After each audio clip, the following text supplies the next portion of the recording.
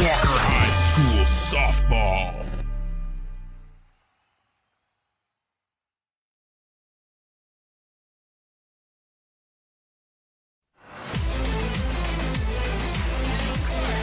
Shortstop, number 5, Morgan Levine.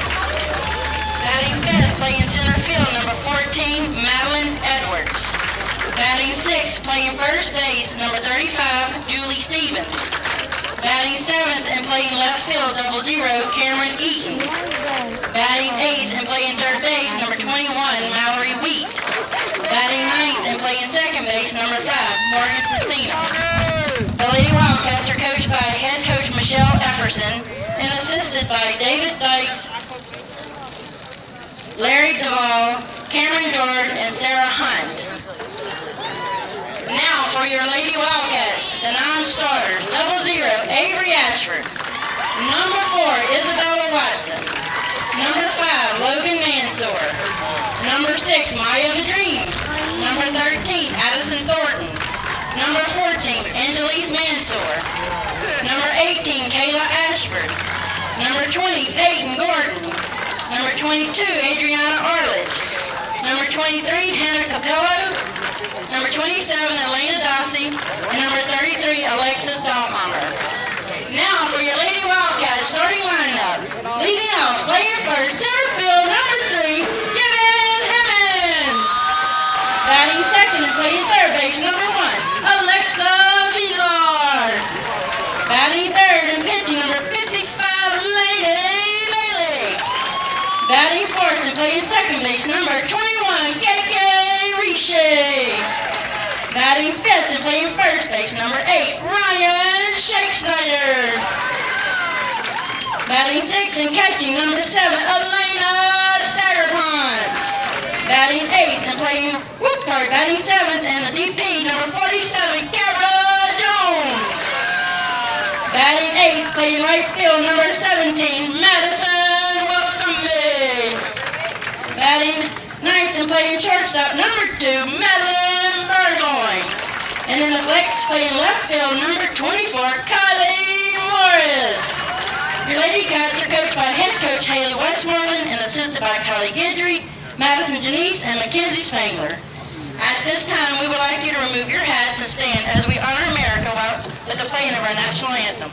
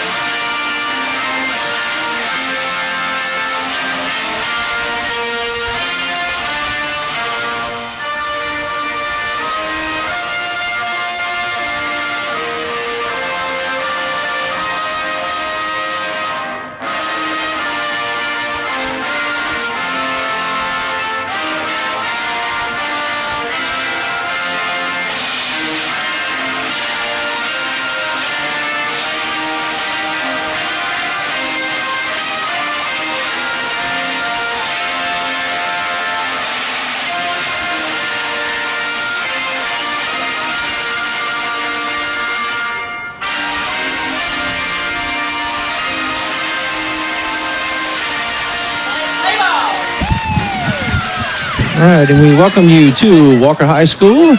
And this afternoon's contest between the Central Lady Cats and your Walker Lady Cats. And joining me in the press box, Mr. Dan Murphy. How are you doing today, Dan?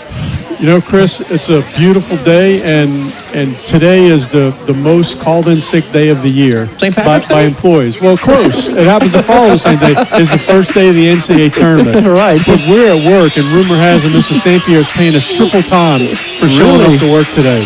Yes, that is a rumor. That's very interesting. All right, the Lady Cats come in as the number 5 seeded team in far as power ranking in 5A with an overall record of 13-4, and Central comes in the number 2 seeded team as far as power rankings with a record of 17-0, and this is for the district lead in District 4 5A. Yeah, so how many teams in the state have had a harder schedule than Walker this week?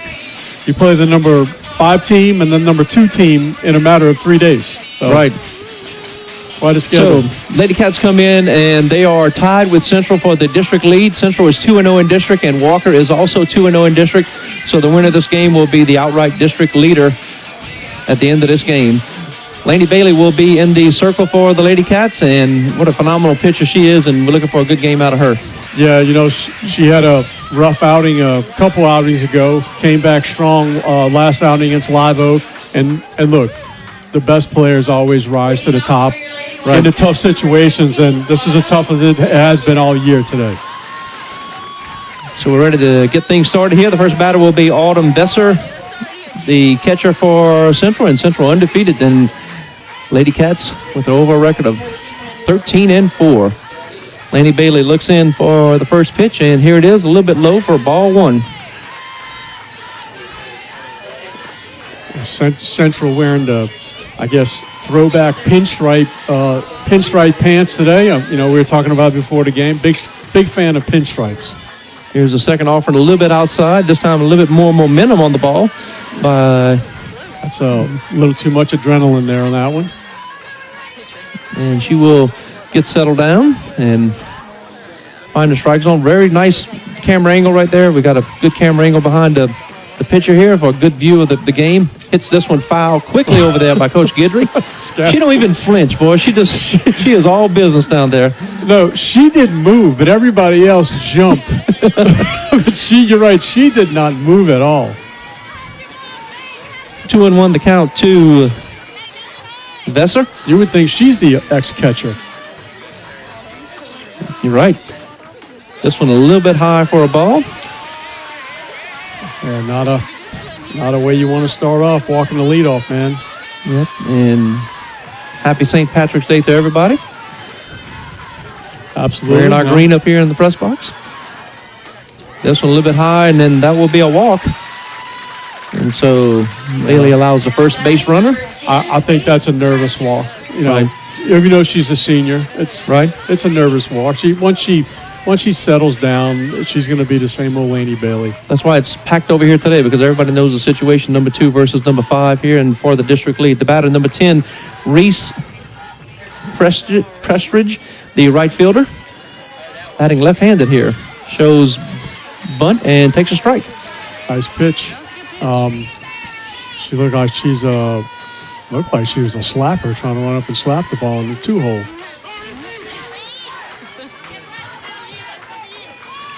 And she offered at that one. That's going to be another umpire caught it. Strike, but the umpire caught it in the neck, looked like, and he threw off his mask, which means time to take a little time out and everybody go to the mound and get him some water, talk to the trainer here as Mr. Anthony Bayham comes out to check on him. And you were an umpire too, and you got him right under the neck, under the looked like you got the face mask. It looked like you got him right under the face mask, bottom of the face mask, and that you need a break. Look, it's a tough job, and he just he looks like he's been umpiring a while. Tough guy back there. Shake that off. You know, the fans are giving him a hand now, but if he calls this close pitch a ball, they're going to boo him. No, they won't. It's very early, so 0-2 the count, and it looks like he's going to be all right.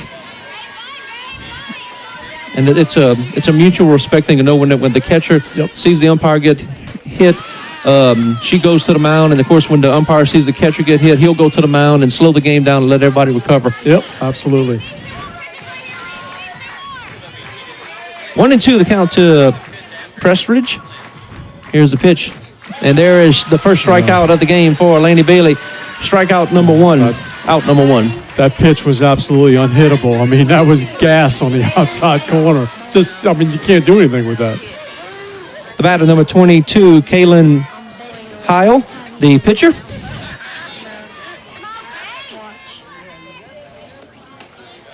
Just a little bit high for a ball. I'm looking for getting a big lead off the pitcher within first base. I wouldn't be surprised if Elena tries to fire one behind her. There's a nice looking pitch for a strike. And Bailey starting to find the groove out there. Bailey committed to continuing her education and softball career at Southeastern Louisiana. Lions are getting a very good pitcher. This one a little bit high. I'm sure between travel ball and high school ball, all of these players have seen Laney Bailey a ton of times. But, if somebody we were talking about earlier, a lot of people have seen Roger Clemens a lot of time too and still couldn't hit him. Right. You are correct. Here's a pitch that offers at this one for a foul.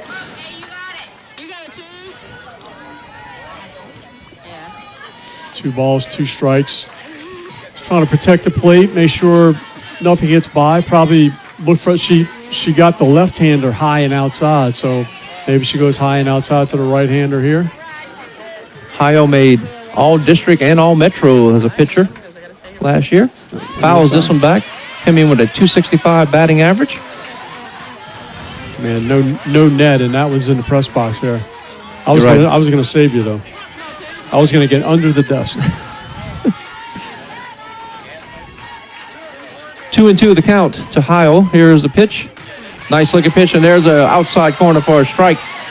Strikeout number 2, out number 2. That was a pretty liberal outside corner call there, but we'll take it. But if you look at that nice replay, good job back in the studio. Girls and guys from Walker High School in the digital media class doing a great job. The batter, number 5, Morgan Laverne, the shortstop. Yeah, that was a couple inches outside, but we'll take it. Grounder to Shake Snyder, dives and gets it. Nice move by Shake Snyder for out number 3, halfway through 1. No score. You're watching Lady Cat Softball on WLFT.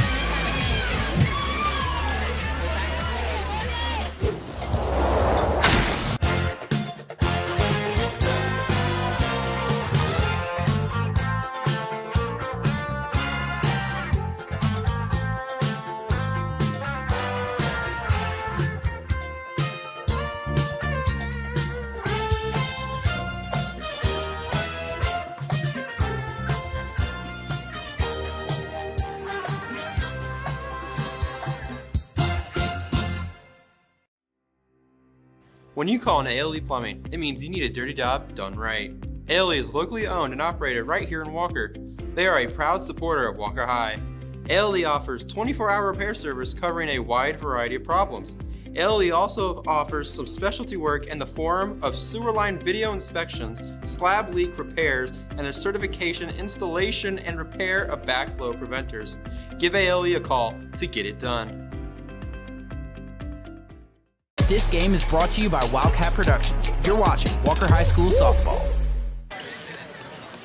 Welcome back to Walker High School. We are at Randy Bradshaw softball field, and you're watching the Lady Cats from Central take on the Lady Cats from Walker. And halfway through 1, 0-0 is our score. Interesting note, you remember the pitcher from Airline last year that came in here and struck out 18? Well, she actually beat Alabama the other day, the number 2 ranked team in the country for LSU. Wow. This past weekend. So you can tell she was special when she came here. Yep. So it'll be the Lady Cats' first at bat here. Mr. St. Pierre ordered up some beautiful weather today for us at Walker High School. We appreciate that.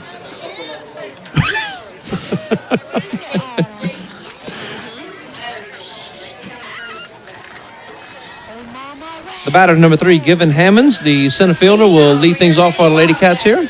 That'd be huge if she could get off to a good start. She's been playing great this year. Just give this team a big lift if she can slap one somewhere and get on base somehow. She sets the table. Got great speed. I'll tell you what, that son is playing havoc over here with the first baseman and second baseman as they're having to salute to watch everything happen. So. Yep. And again, we talked about this before. I'm all for wearing masks for the high school level, and they got them on. Which makes that last play of the first inning, the top of the first, a great play. She was looking straight into the sun and made that great diving catch. 1-1 to count now to Hammonds. Umpire has shown so far he's given a little bit outside the outside corner on both sides. Yeah, as long as he does it the whole game. Just to be consistent, right. Yep. Little breaking ball there, a little bit high. So Lady Cats need to have that in the back of your mind that she can throw the breaking ball as opposed to just fastball all the time. way outside on that one. I think we might be seeing some nerves on the other side. Everybody knows what's at stake here. The lead in District 4-5A. Both teams 2-0 in district. 3-1 to count to Hammonds. Offered at this one a little bit high on that pitch. In the grand scheme of things, this game means nothing more than bragging rights. Both teams are going to be highly seeded in the playoffs, and they may see each other. They're going to see each other again in district, but also in the playoffs. But it could be for the district championship. It could. As things play out. Every game's important. 3-2 the count. Outside, she offered at it and swung, and that'll be out number one. Strikeout number one. That was a great pitch. Being a slapper, she's running towards the first base line, and she just couldn't reach that ball. It was outside anyway, but there's no way she could reach it. Already running down first base. Batter number one, Alexa Vilar, great pitch. Third baseman for the Lady Cats. Here's the pitch. There's going to be strike one to Vilar. The last TV game that I did, she had a couple extra base hits and came in batting .323 on the year. 8 RBIs, no home runs. That changeup again.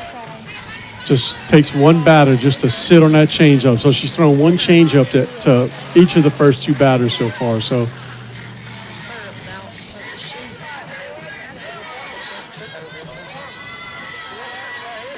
nice looking pitch on the outside, barely misses. Kaylin Heil, the starting pitcher for Central.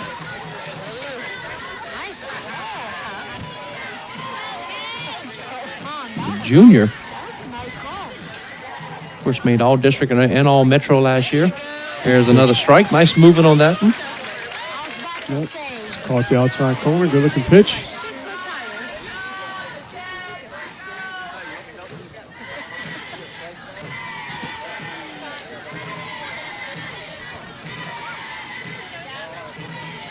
Grounder, Laverne over to first base to Stevens in time for out.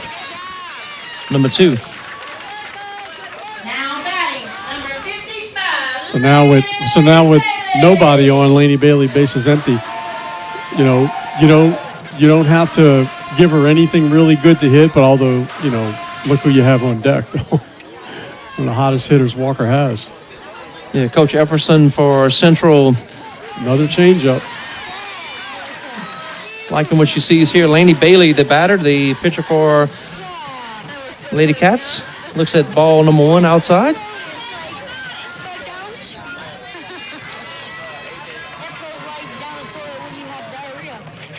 She has got to be intimidating looking at her with that bat where she swings it, over her shoulder like that, and that stance she comes in with as well. And then everybody knows how much power she has. Right.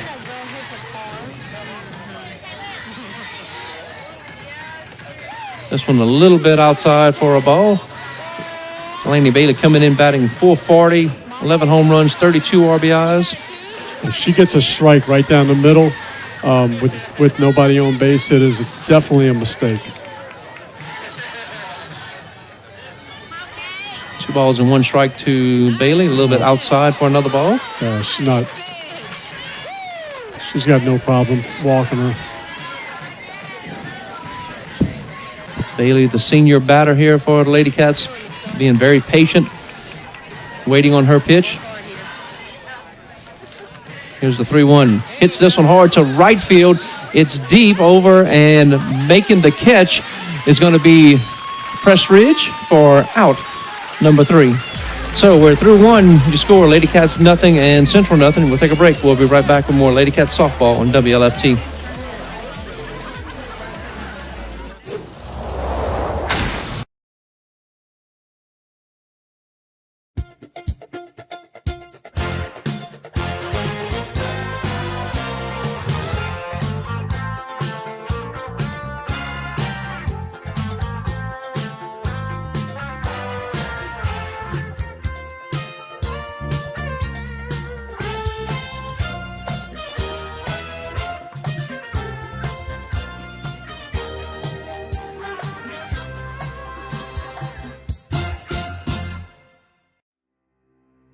When you call on ALE Plumbing, it means you need a dirty job done right.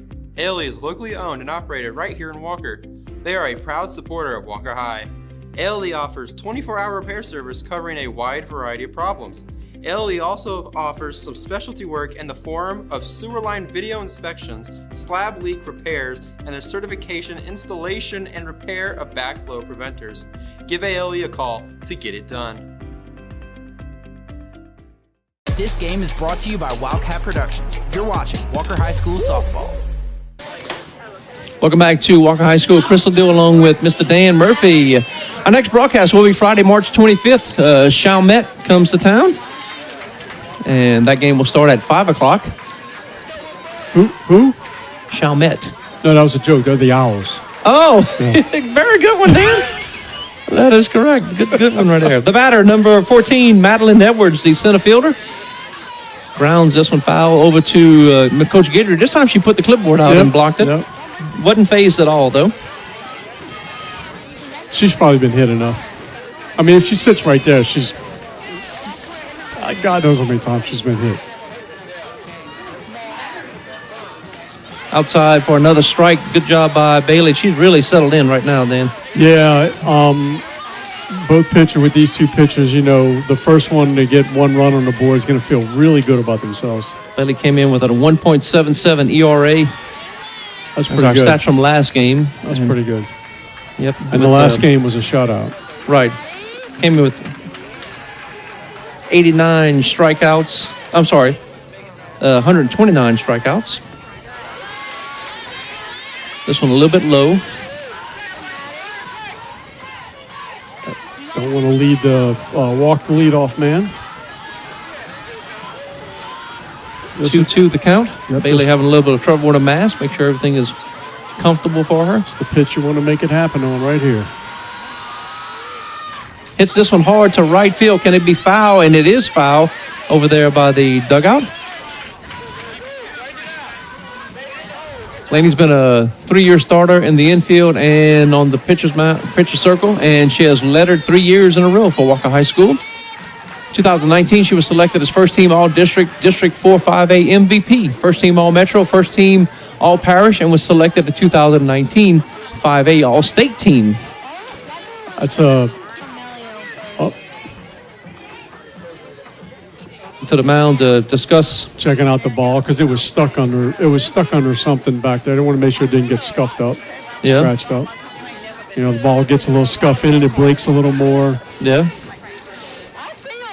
So the count remains 2-2 to the batter, Madeline Edwards. Hits this one high to center field. Hammond's under it, settles in, and makes the catch for out, number 1. You remember years ago when Joe Necro had a nail file come out of his back pocket? Was it a piece of sandpaper or a nail file? It was a nail file. He was scuffing the ball up. Number 35, Julie Stevens, the first baseman.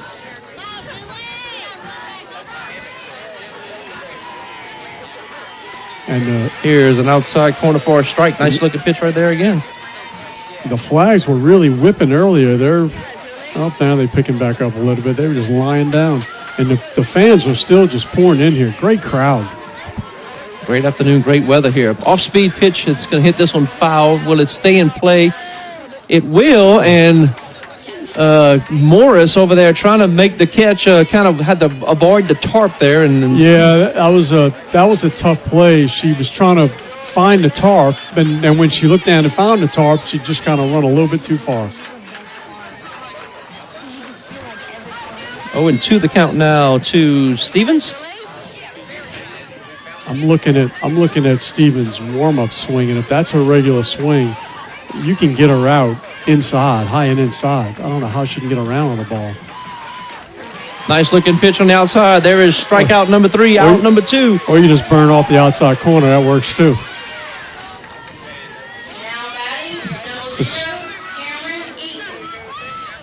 But I tell you what, whenever you have 2 strikes on, you better be looking all around the plate because Laney really does a good job of painting the corners there. The batter, number 00, Cameron Eaton, the left fielder now for Central. Hits this one hard, and it's going to be foul. And the umpire over there not looking at the ball, trying to just get out the way. What's the mechanics right there, Dan? Well, for that play? that's her call, but she doesn't want to be hit by the ball. Yeah, she's just talking to the umpire, the home plate umpire. They're signaling that obviously that was his call because she was getting out of the way. Here's the second pitch. A little bit high for strike 2. So we got a wide strike zone compared to other umpires. Would you say, Dan? Makes for a fast game. It does. Yep. And, of course, all we ask is to be consistent for both sides. But 0-2 to count. Here it is, a little bit high. Whether you're bad or good, just be consistent. Well, we want you to be good, though. Well, one of our first games, we were on the umpires, and we leave after the game, and the home plate umpire we were on happened to be a friend of mine and didn't know he was behind the plate. And, of course, I told him don't watch the broadcast. Grounder, it's going to get to the second baseman. Can she get the throw to first? No, not in time. Good job by Richer to make a diving stop at it, but, man, just couldn't get the runner out. But a great play by Richer right there. Yeah, once they got past the first baseman, that was going to be a really tough play to get her out. But if she pops right up and gets it, but, it's a base hit. Good job of hitting. Good job of all the way around. It just a great play in baseball. The bat, number 21, Mallory Week, the third baseman.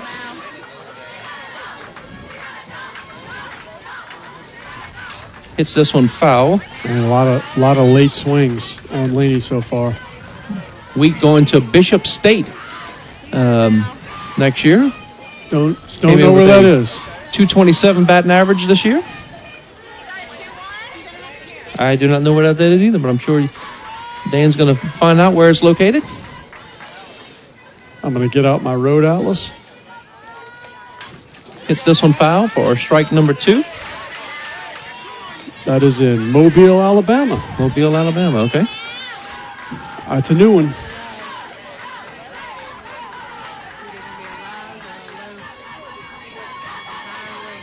Oh, 0-2. We are scoreless here at Bradshaw Field.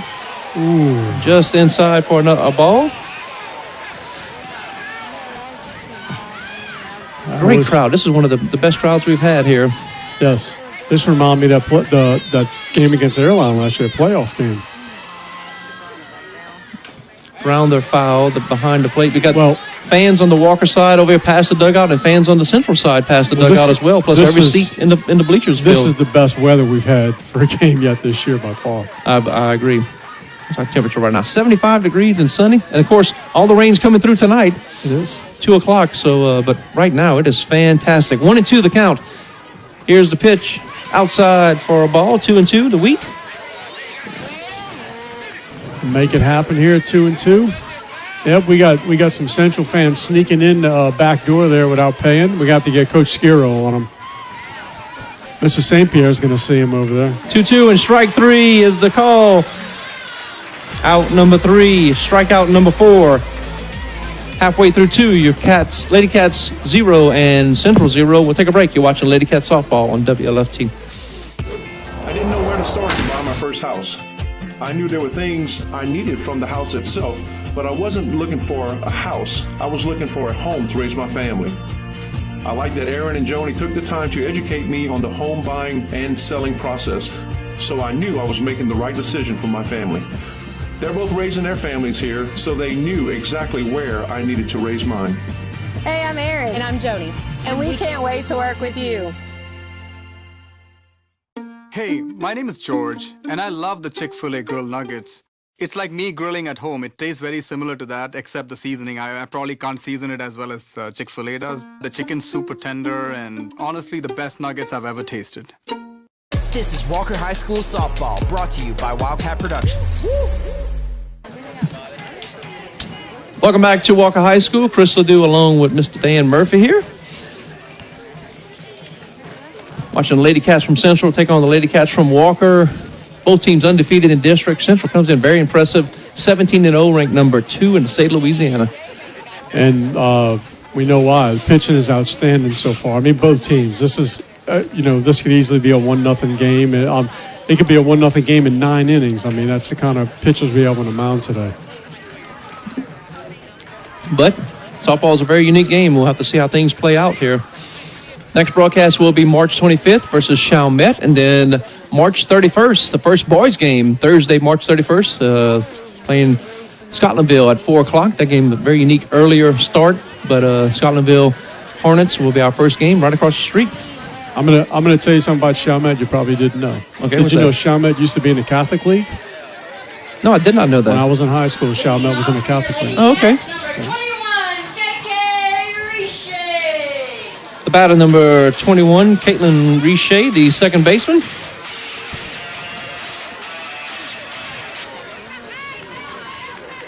Richey's had some very good power lately.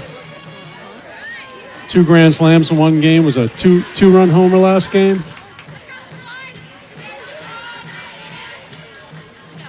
Richey comes in batting .283, 7 home runs, 21 RBIs. Ball in the dirt. That one misses 2 for ball number 2. She's got that pitch. She kind of throws it across her body. That outside corner pitch for a right-hander. A lot of movement on it. That pitch right there. Another ball. That's 3 straight balls here. Of course, Richey with them 2 grand slams a couple of games ago. 8 RBIs. This one outside for a ball. And that's the first walk issued by Heil. The batter number 8, Ryan Schneider, first baseman. And I would say you can have a sack bunt here with Daguerre on deck. I mean, a game like this, you got to get a runner at second base with nobody, with 1 out right there. And there is the bunt. Beautiful bunt. Bunts it down and handled well by Wheat over to Stevens for out number 1. But it does advance the runner. Now batting number 7, Elena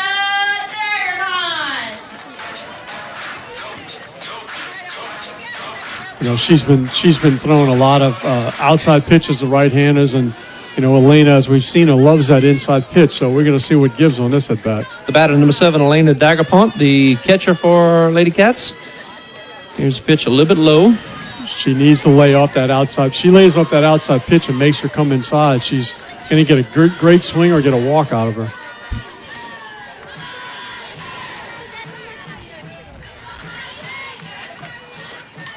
Fouls this one back. Well, she liked that one. Yep. When they foul it straight back, it means they just missed it. I mean, just missed it when they go straight back. They were on it.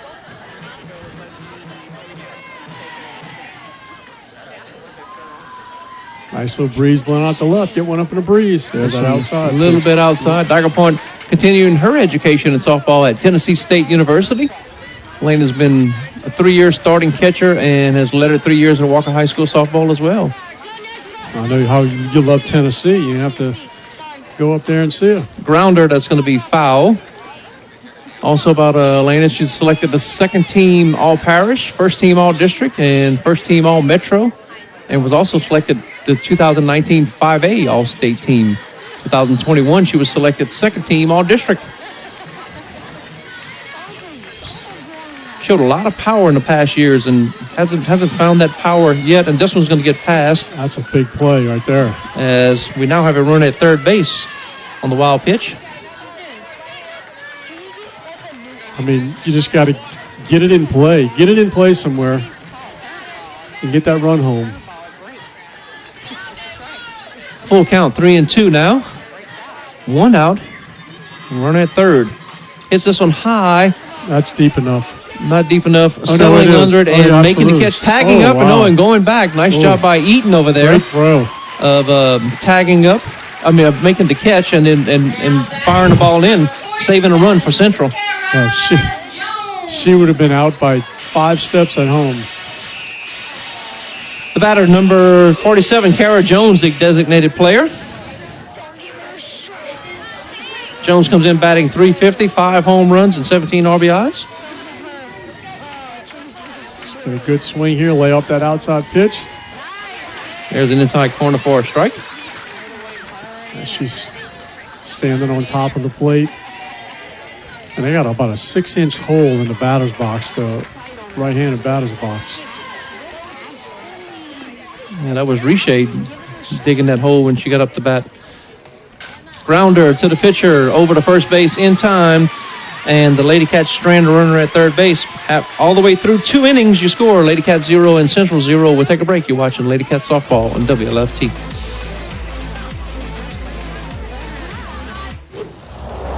Life's hard. You want to get it right, we want to help. Maybe you feel like Christians are more known for what they're against. But we want you to know that God is for you, and we are for you. No matter who you are, or where you are on life's journey, we have a place for you. we'd love for you to come and check it out.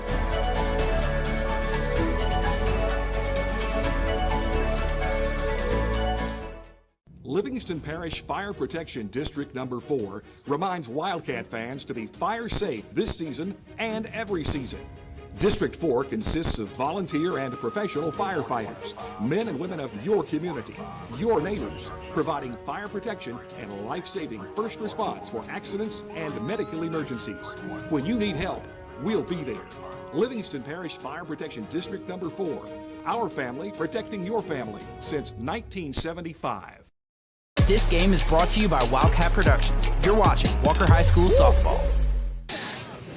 Welcome back to Walker, Louisiana. We go to the top of the third inning and go to the bottom of the order for Central.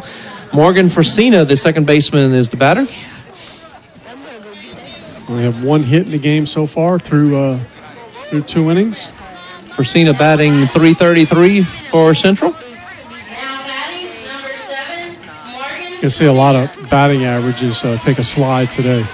Yes, after the pitching. Yes. The pitching we're seeing tonight, you are correct.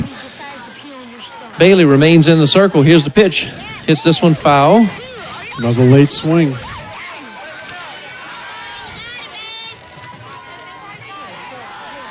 So that's a testament to Bailey's speed, right, Dan? Absolutely. Just can't get around on it. And, you know, you would think that she's used to seeing some speed with Kaylin Heil, watching her pitch every day. Well, you would hope that they face her in practice, but, you know, Laney's looks like her pitches just have explosion today, which they didn't have the last time I saw her. And, of course, you have a different delivery, you have a different mechanics and everything else, and the ball just looks different coming from different pitchers, even though it could be the same speed, right? That was a great breaking pitch right there.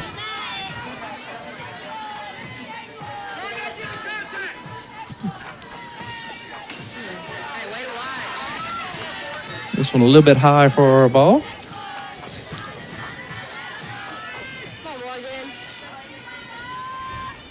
Two and two to count to Forcina. This one inside, barely misses, and the hometown crowd really wanted that one. Yeah, I thought it was a little low. 3-2, in danger of walking the leadoff bat. Man, she walked the first inning, almost the second inning. Yep. And that's going to be a little low for a walk. So that is the first inning she walked the leadoff batter, and then the third inning she walks the leadoff batter. Back to the top of the order, the batter number 19, Autumn Bessier. The catcher, first time up, walked, as I just mentioned. I think in college sports is now going with the catchers wearing earpieces, so the coaches, speed the game up, get the pitches called quicker. Though the coach calls it by radio into the batter. Into the catcher, rather. Oh, they are using that now? Yeah, they are, yes. Okay. So the batter, number 19, Besser, coming in all-district, all-metro, going to Northwest Florida, batting .369. Grounder just off the glove of Villar, not in time, and then over to Burgoyne, but... be a base hit. Are you going to call it an error, or what you going to do? I thought it was an error, but all right, we'll call it an error. She'll reach on E5. Yeah, you're gonna have to get a bunt down here. Put second and third with 1 out. The batter number 10, Reese Prestridge. See how they play this. First time up, struck out. Nice and there's pitch. A strike. Can't believe she wasn't squaring it around. Reese comes in batting .356 on the year. a lot of confidence in your offense that they're going to get to Laney Bailey. Big swing and a miss, and that's one of those pitches when you made up your mind already before she even threw it. I'm going to swing at it, and a real high pitch on that. Well, yeah, and she's a slapper, and she's running away from the ball. The ball's going away from you, and, you know, just a prayer trying to throw the bat out there. 0-2 the count. Big swing and a miss, and there is strikeout number 5, out number 1. I'm just shocked that they didn't sacrifice and put them in at second and third. So now you got first and second with 1 out instead of second and third and 1 out. So 1 out. Runners at first and second. The batter, Kaylin Heil. She looks at strike number 1. This is what drives the coach crazy is now she's pumping in strikes. So, well, where was that on the first bat?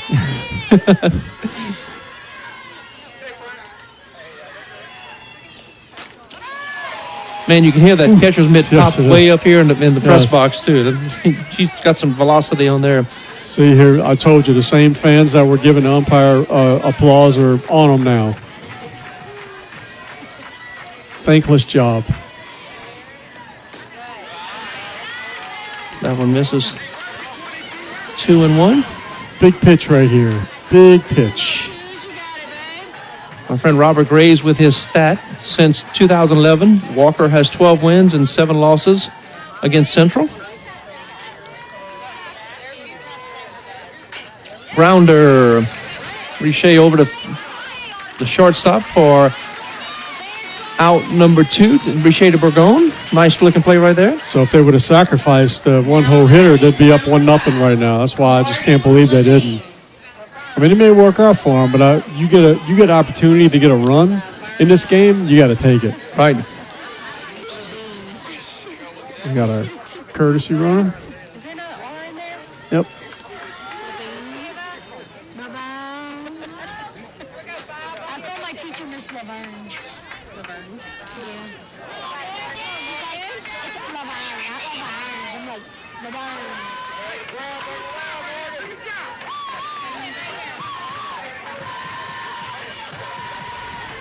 Got to get the first strike.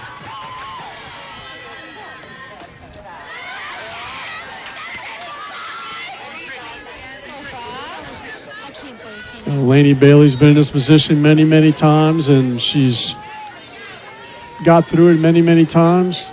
The batter, number 5, Morgan Laverne. That's a good-looking pitch, outside corner at the letters. Great pitch. 1-1 to count to the shortstop. First time up, ground out to the first baseman.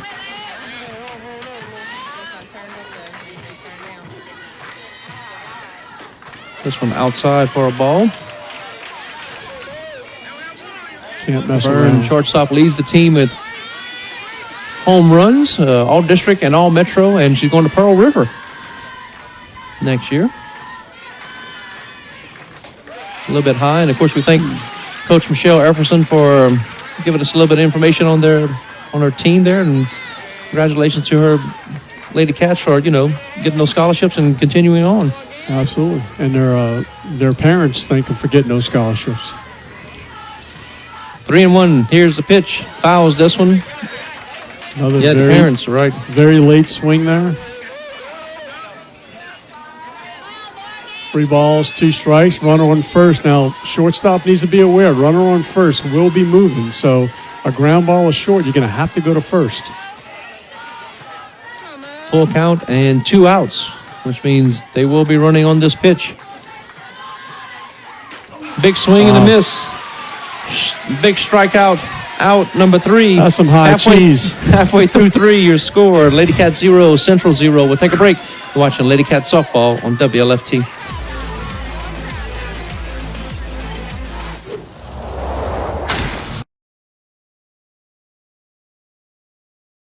Here at Sleep City, we're so excited about partnering up with the Walker High Wildcats.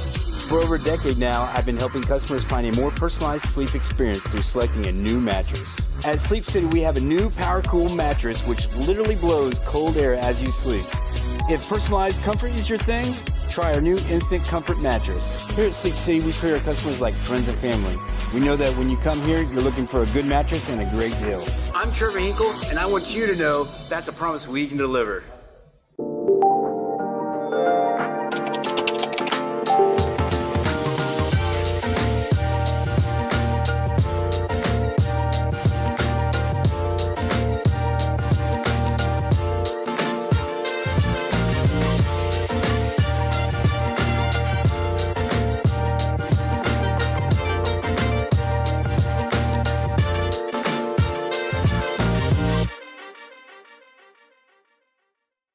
This is Walker High School softball, brought to you by Wildcat Productions. Welcome back to Randy Bradshaw Field in beautiful Walker, Louisiana. Great weather, perfect weather for our game.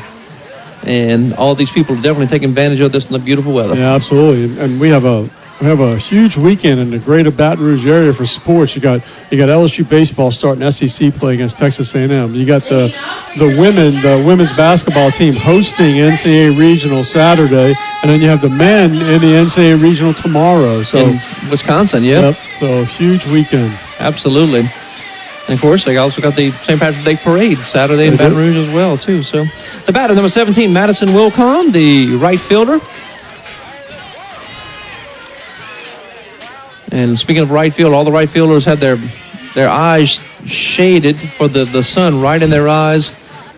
Beautiful day, but it makes it very hard playing those positions with that sun right in your eyes. It is. I mean, you see the first baseman, second baseman, they're just, if a line drive comes that way, you don't know how quickly they can react. Inside for a strike to Wilcom. And again, that strike zone is very big, but very consistent. So. Yes, it is. And whenever you have a strike like that happens, you don't hear all the fans going boo. You know, they're like, hey, okay, this is the strike zone. We've established it. And well, technically, you know, the softball is so big, and if any part of that softball catches any part of the plate, it may look inside, but it's still a strike. Right. It doesn't say the whole ball needs to catch the plate. 1-2 to count. Off speed, a little bit high. And she's not very comfortable throwing that off-speed pitch. That's about the fifth or sixth one we've seen, and none of them have been very good.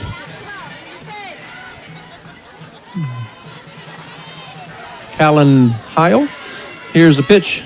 Big swing and a miss for strikeout, out number 1. That's the second strikeout by Heil of the game.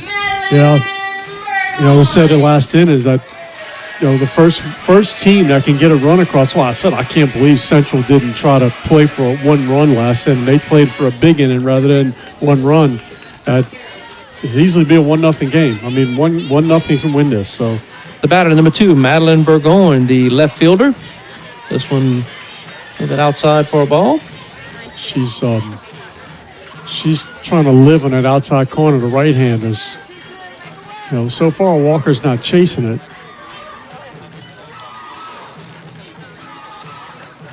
Big swing and a miss there by Burgoyne.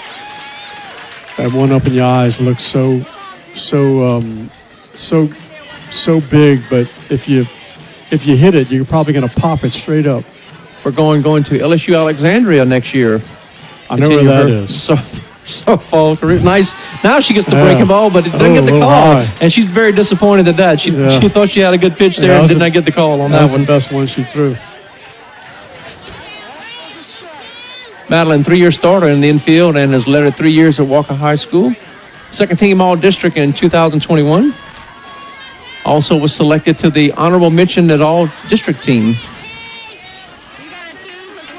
in the past. 3-1 count. You know, this has got to be right down the middle, a swing at this. 3-1. Outside, and there's going to be a walk issued. And Burgoyne makes her way to first base. Do they try to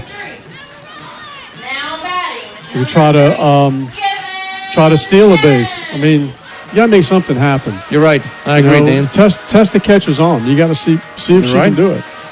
The batter, number 3, Given Hammonds, first time up, struck out. Hammonds comes in batting .514, 2 home runs, 11 RBIs. Hits this one. Check swing, going to be foul to the left side. She's got that. She punched a couple of those in the left field. The last game I did, you know, she's got that. She's got some holes out there. And Burgoyne at first base, the left fielder, so she probably got some speed. And there's the off-speed pitch that misses. Again, that she's thrown at least 5 of them, and every one of them has been a ball. And it's got to get to their psyche after a while that, can I actually throw this for a strike, you know? And then I'm telling you, somebody's just got to sit on that. Hits this one foul. Hits the pole, by the way. Very hard to do.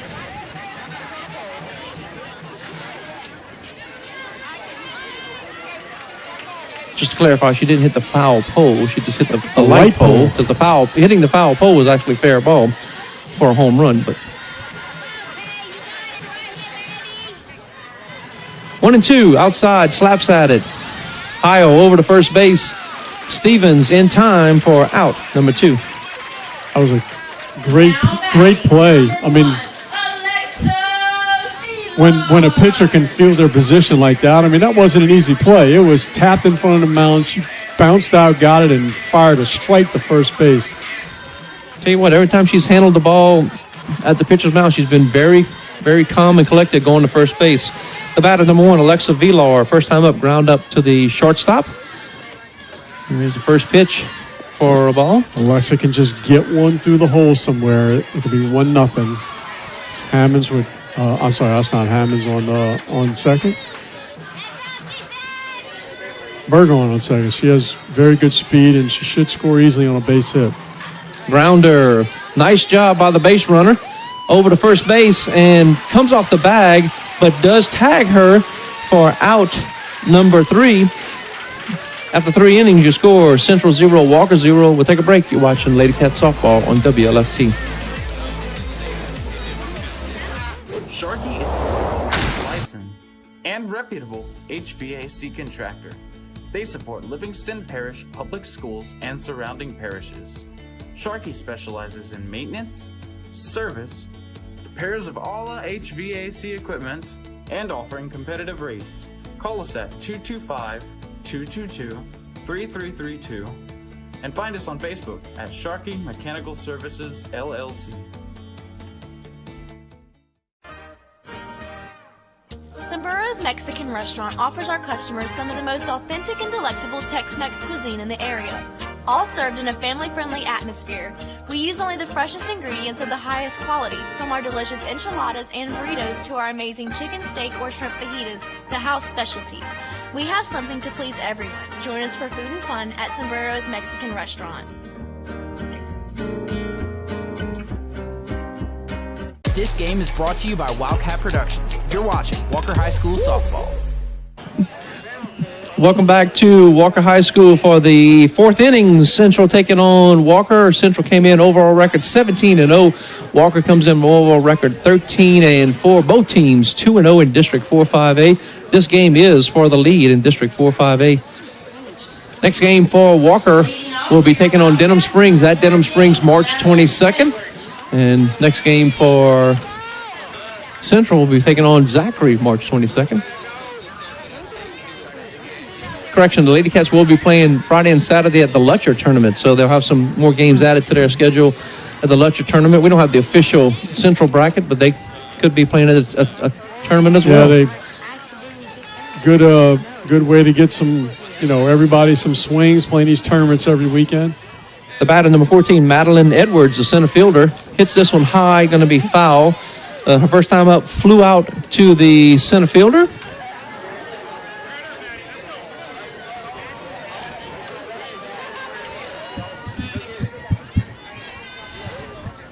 Got a full parking lot tonight with a track meet going on right behind us, and softball game, baseball game across the street. Here's a pitch by Bailey, a little bit outside. Misses, 1-1 to count now to Edwards. Walker High is the place to be today. Edwards batting 200 on the year for Central. This one a little bit inside for a strike. So they know that and just throw strikes. You guys might bat in 200. The last thing you want to do is go to a 2-1 count, a 3-1 count. This one outside, and that is going to be a strikeout. Out number 1, top of the 4th inning. That's 7 strikeouts for Laney Bailey. Wow, really? 7? Doesn't seem like it. I mean, it's quiet 7 strikeouts. She got it out of that one jam so far, but just... And look, I don't think she's had her pinpoint control tonight either. She's walked a couple batters and going to 3-ball counts on some batters, but she's getting it done. The batter, number 35, Julie Stevens, the first baseman, hits this one high, and it's going to be out of play. There, waking up everybody in the brand new press box. That's the first one that's hit us. That has hit us, yes.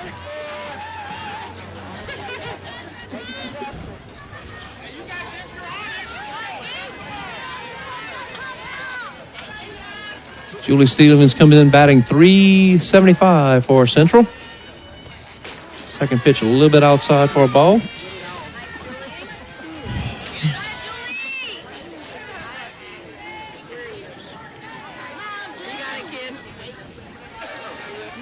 I don't know who's calling. I'm trying to figure out who's calling the pitches in the dugout. Hits this one hard to center field. Hammond's giving chase, diving and just out of the reach. Wow, what a great play by Hammonds, but just cannot get the catch. It will be a double for Stevens, but man, what an incredible play. I hope we can see that on replay. What an incredible play by Hammonds out there trying to get the catch. That was close. I want to make sure she's okay. Wow. When the ball left the bat, I didn't think she was going to be within 10 feet of it. Right, she hit it right there in the gap, but man, she just dove out and just, what they call the snow cone catch, when it hits the top of your glove and just couldn't hold on to it. I tell you what, one more inch and she makes that catch. Yep, so that was the hardest hit ball by far so far tonight by either team. The batter 0-0, Cameron Eaton, the left fielder, first time up, had a single in the second inning. I think he cued one right to second base last time, right in the hole between first and second. This is inside call for a strike. Eaton doesn't like the call. She looks towards her dugout. I don't know what that's supposed to help. And the coach just tells us, come on, let's turn around and hit. Hits this one foul, so Bailey ahead now, 0-2. Don't mess around here. Just go right after her. Bailey made All-State in 2019 and 2021. There was no All-State in 2020, but she was definitely on pace to make it. So I can just automatically assume that she would have made it a little bit high. We actually just passed the anniversary of March 13th when school they canceled all school. Still. Yeah, absolutely, it was Friday the 13th. Yeah, it was Friday the 13th. Yep. I do remember that, and I remember being in class, and I told the kids, I said, if this is the last day I see y'all, best of luck with everything. And then after that Friday the 13th, we didn't return to school. Friday the 13th. And I did tell the kids something very unique. I mean, nobody knew what to happen. I said, guys, let me tell y'all this.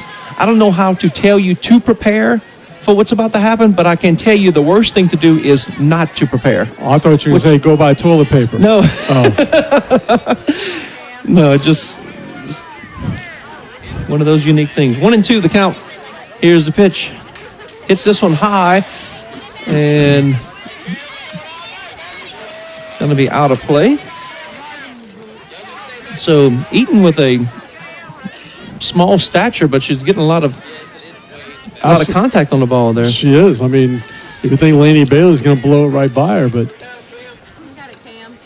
you just want to choke up on the bat and just put the ball in play somewhere.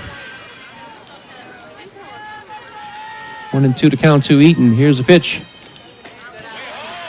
Barely misses outside for 2-2 count. Our next broadcast will be Friday, March 25th. No school that day. No school. It'll be no school for Walker High School as it's 4-H day. I'll be a little busy that day. Hits this one hard to left field. It's going to be foul. One bounce and hit the fence, so definitely showing a little bit of power. Yeah, 4-H day, whenever every kid in 4-H throughout Livingston Parish makes their way right here to Walker High School, and it is a huge festive event. It's about 500 or 600 kids. You are correct. Yes. And they really do it up here. It's a fantastic event for all the kids. And they all eat pizza. And they all eat pizza. This one a little bit low for a ball. And, being a high school teacher all my life and having to work it, sometimes, and then we're like, it's like they're filming The Wizard of Oz here. They got munchkins everywhere. That's right. 3-2, the count, one out. And then there's movie night that night in the football stadium. Grounder over to third, off the glove of Villar. And then it's going to go into right field and over to third base, a little bit high, back to second. And this time, did they get? No, they're going to say everybody is safe. So, great heads up Eaton base will go on the, she will get a base hit from the error on the third baseman. Yes. Huh? Yeah, it's an error. Yes. It's yes. And makes her way down to second after the throwing. And then Julie Stevens will make her way to third base. And so now, looks like Coach David Dykes over there will call a timeout. I've been knowing David Dykes for a long time there. Been involved with powerlifting in the state of Louisiana, and just a good guy. And Coach Haley Westmoreland out there. It was actually, she's the one who actually called timeout. Okay, she's the one who called called the timeout? Okay. She's just calming everybody down, say, Laney, just throw strikes and we're good. So, Dan, what is the rule for calling timeouts in a softball game? How many times can you go to the mound before you have to make a change? I believe, I don't remember, but I think it's the same as baseball, 2 visits in the same inning, and you have to pull them. And there's other little things you can do. You can tell the catcher to go out there and talk to him, and that does not count as a timeout. And most softball pitchers are usually the best player on the team usually, so they'll just go play another position and they come back in the game later. You don't see that in baseball that much. The batter number 21, Mallory Wheat, grounder to the shortstop, and she interfered with her. That was interference. And then they're going to score 2 runs, but now Burgoyne is going to say that she interfered with her and knocked her glove off of her. She knocked her glove off. And they're going to say timeout now and work this out. I think I do believe that she did hit her. Yes, I believe the umpire. And if that's the case, then the runners will have to go back. That is going to be runner interference, well, from what it looked like. And we have to see what the official call is after this. If both runs count, the home plate umpire will come to the plate and point to the plate twice. That should be the mechanics right then. It's been a long time. I don't remember that. And if not, they'll point them back to the bases. We'll see how this works out. I don't know if he actually saw it though. We're going to see. Wheat remains at first base after the hit. It's a key play. Nope, he's going over to explain to her why they did. No, they're not reversing it because they would have already reversed it. Yeah, they're not reversing that. They would have done it already. I mean, her glove didn't fall off by itself. I agree.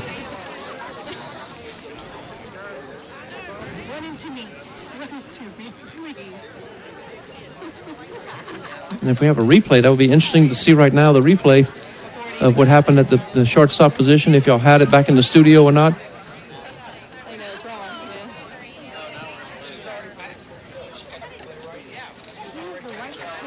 Yeah, they're not going to change their mind.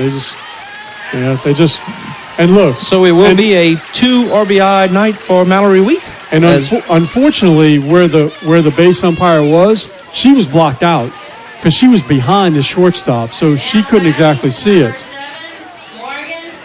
But she was right there too, though. I know she was behind. She was behind. She was not in a position to really see it. Nonetheless, Central scores 2 runs and now lead this game 2-0 at the top of the 4th inning. And Mallory Wheat will get 2 RBI. And the batter, number 7, Morgan Forcina, up. First time up, had a walk. And looks at ball 1. It's actually not two RBIs because the second run scored on the error. So it's going to be 1 RBI? 1 RBI, yes. And the second one scored on an error, okay? Yes.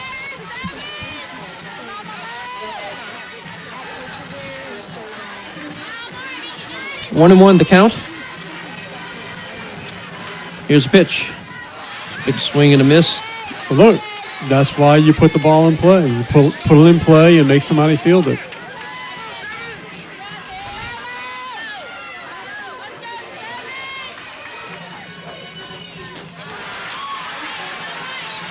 There is strikeout number 2 of the inning. Number 8 overall for Laney Bailey. Back to the top of the order, number 19, Autumn Besser. Had a walk and reached on an error. And also, with the shortstop, what we should have done on that one, rather than fielding where she did, she knew the runner was coming. If she takes another half step up, the runner runs into her, and there's no question. But, you're not thinking about that at the time. You're just thinking about getting the ball and throwing it out, somebody out. There's a strike. And Robert Graves, of course, watching at home, says that was the ball in the glove. They may have think that she tagged the runner but dropped the ball in the glove. That's could have been what they were saying. Possible. And, of course, that could have been the way things happened. But, of course, only the players on the field know because we have no official explanation in the press box, which 2-1 to count. Here's the pitch. This one misses now. 3-1 to Autumn Besser. On the Northwest Florida. I believe that is in Pensacola, maybe? I would guess Pensacola. Grounder right between Richet's legs and holding her up at second base is going to be Wheat at second, and then Vesser will be at first base. Put the ball in play. Put it in play. Number 10, Reese Freshman. So Vesser will reach on the error by Burgon. I'm sorry, Richet. Walker defense kind of falling apart here in this inning. The batter, number 10, Reese Pressridge. 2 strikeouts tonight. Central leads this game 2-0. Top of the 4th inning.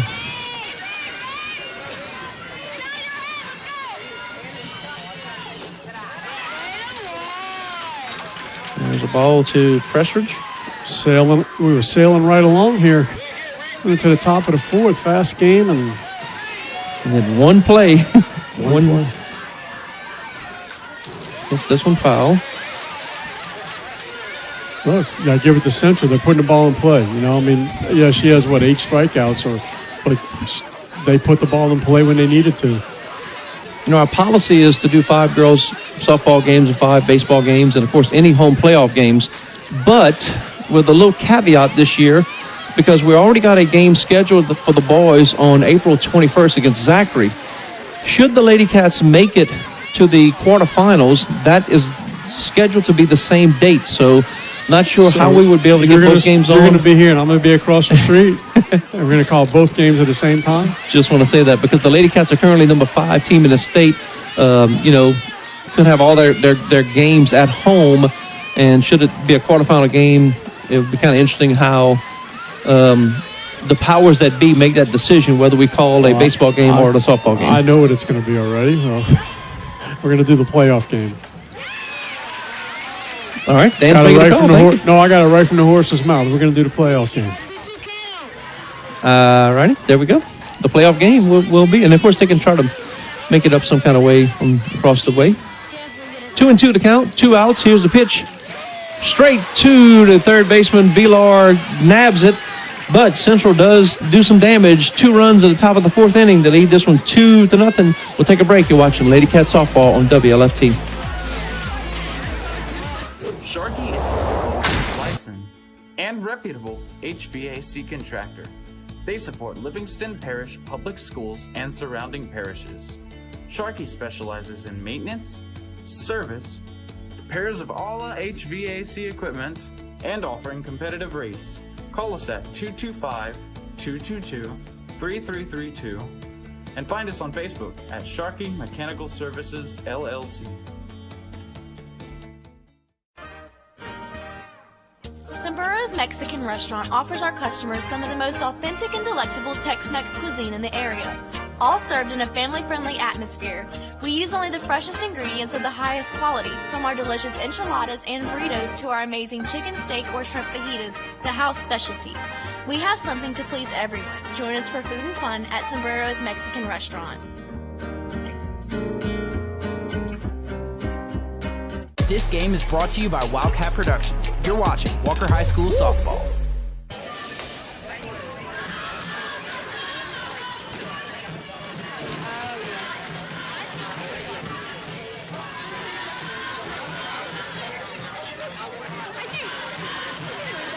Welcome back to Walker High School. If you look at the person playing third base over there, has a very unique leopard skin hat on.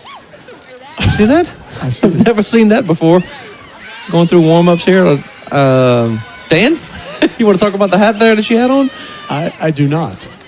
Like a leopard skin with like a boa feather effect around the outside. I believe you have one just like that, don't you?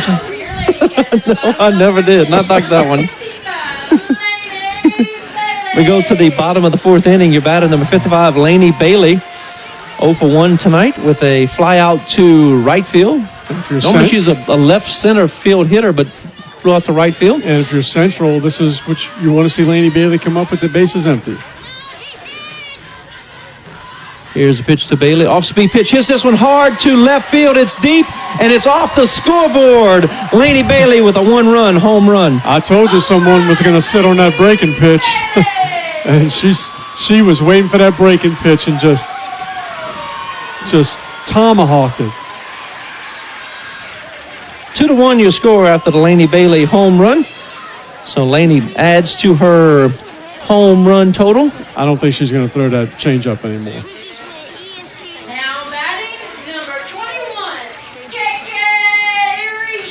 That's how big that top half of the fourth was right there. See if we can get back to back here. Bailey with 12 home runs now. The batter, number 21, Caitlin Riche, second baseman, first time up, walked in the second inning. And you know, lifts at ball one. If you're Laney Bailey, you come up to the bat, you got nothing to lose but to sit on that breaking pitch on the first pitch. I mean, and she just timed that thing. And then, of course, I'll be honest with you, when she hit it, I thought she hit it a little off the handle. I don't think she barreled it up. Heil thought I finally got a breaking pitch to cross the strike zone and then made her pay for it. Hits this one to center field. Edwards under it and makes the catch for out number one. I wonder if there's any relation to Sid Edwards out there in center field. No? Huh? I don't know. Famous name in Central. You are correct. Madeline Edwards. I know who would know. We have a coach down the right field line. Steve Johnson, I would know that.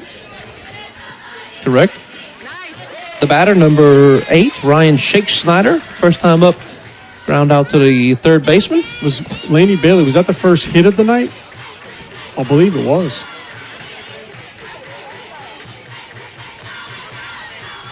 Correct, it was the first hit.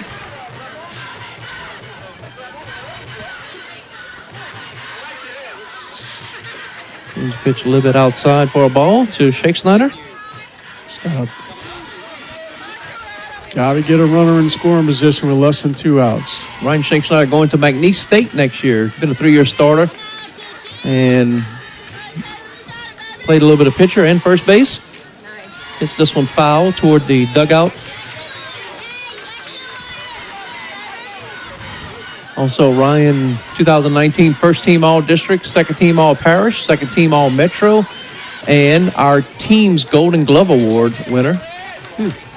2021, she was selected first team All-District, first team All-Parish, and first team All-Metro, and the Golden Glove once again for Walker Lady Cats.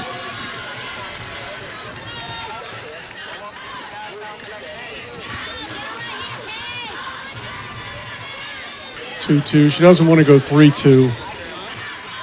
Gotta look for something in the strike zone here. 2-2 outside. Count goes full to Shake-Snyder. You would hope that home run kind of rattled her a little bit. No. But Kylan Heil still doing a good job in the circle here for Central. Here's the pitch. A little bit high, and that will be a walk for Shake-Snyder. The batter, number 7, Elena Daggerpoint, flew out to left field last time. I'd like to see a wild pitch or something here. Get the runner to second with 1 out.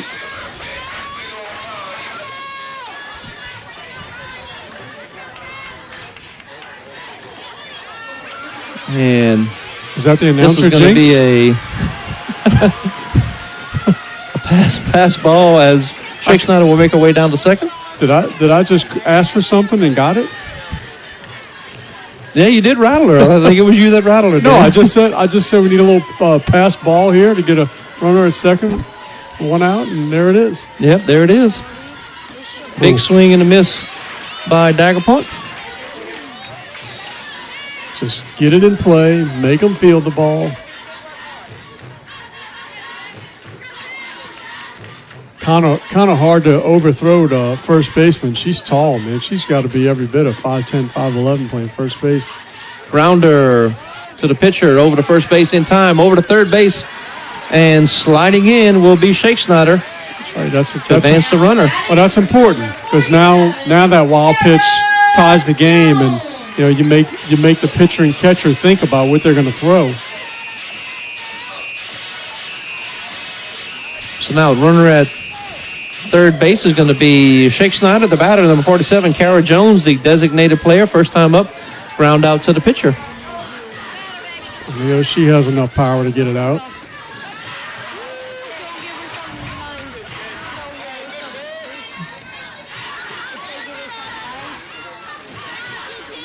Our first broadcast, she had 2 home runs. Ended up with 6 RBIs on February 22nd. I believe one was a grand slam, was it? If my memory serves correct. Yep. First inning was a grand slam. And my wife says I can't remember what I told her last week. But when it comes to sports, you can remember. That's right. Outside. 3-0 to count to Jones. Runner on third here. This might be a unintentional, intentional walk. Give it a green light. And that's going to be a walk. The batter, number 17, Madison Wilcom.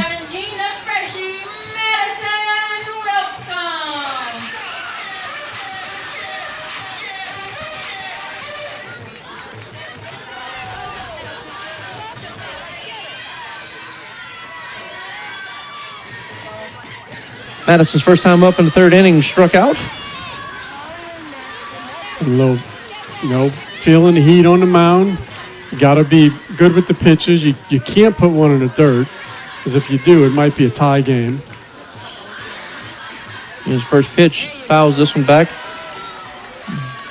Kylan Heil, only 2 strikeouts against the Lady Cats from Walker tonight.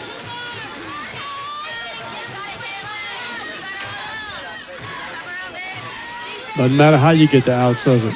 You're right. You got to get them. And there's a big swing and a miss, too. For strike 2. Some pitchers have very low ERAs but hardly no strikeouts because every single pitch they pitch is going to be a ground ball. And Greg Maddox. It's right. Greg Maddox. Just getting outs all the time,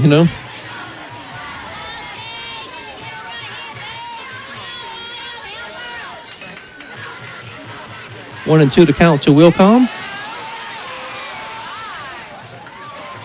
Now 2-2 to count. Heil wanted that one. Didn't want to go 2-2.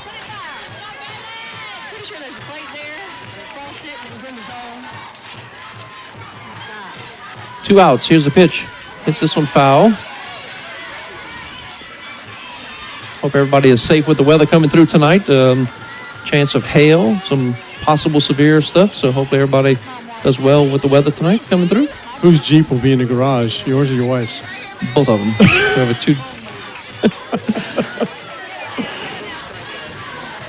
2-2. Here's the count. There's the pitch outside, and now the count goes full. Great eye.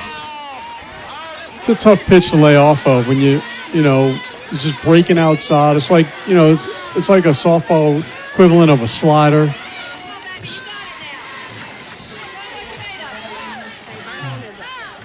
And now we have a timeout by Coach Efferson. A strange time for a mound visit. 3-2, 2 outs. Yeah, unusual. 3-2, 2 outs, and runner on third base. So Coach Westmoreland goes talk to her batter, Madison Wilcom. So It's a very strange time. I don't know if I've ever seen a 3-2 2-out mound visit.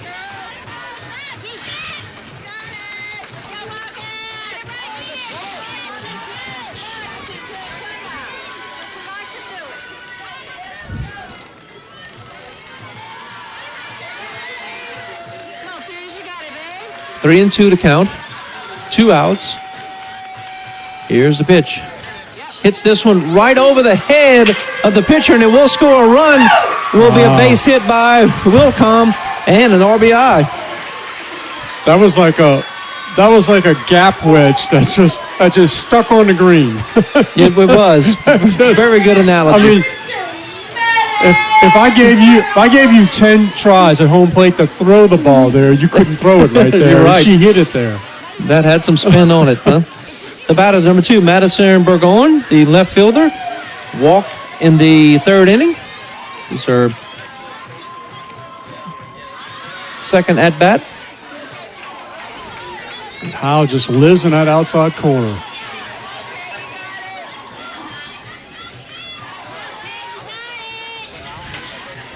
We are tied 2-2, bottom of the 4th inning. Big swing and a miss by Burgon. Man, this game is really turning into a unique game after we had 3 innings scoreless. We got the top of the order up next.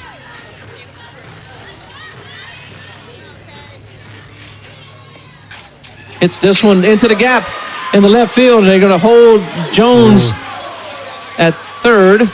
And Jones was, hopefully she's pumped up that she's happy that we got a base hit. Yeah, that's what she was doing. And not that she didn't get to be sent. But Burgon with the base hit, and the bases are loaded. Well, Coach Westmoreland had no idea. She didn't see the bobble out there, I don't think. If she'd have seen the bobble, she probably would have sent her. But, you give your top order a chance to do something here. Laney Bailey started this off with a home run on the first pitch. And we'll go to the top of the order. Given Hammonds up 0-for-2 with a strikeout. And this one makes contact again. Was that with the umpire? I think I got the top of his mask. Or the catcher.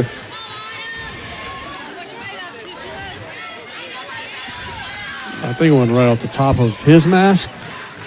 So I'm guessing. Nope, it went off the catcher's mask. Here's a pitch outside. That's a great 2 balls. That's a great pitch, though. You're facing a slapper who's running away from the ball. It's a great pitch. Just missed.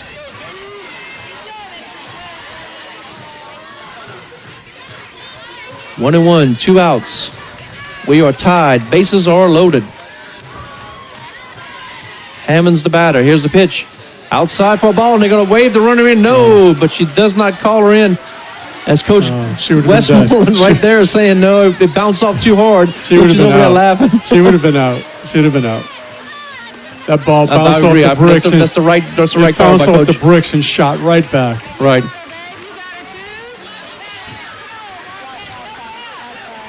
Here's the pitch. 3-1. 3-1 to count now to Hammonds. This has got to be a strike. It's not a strike. It's 3-2.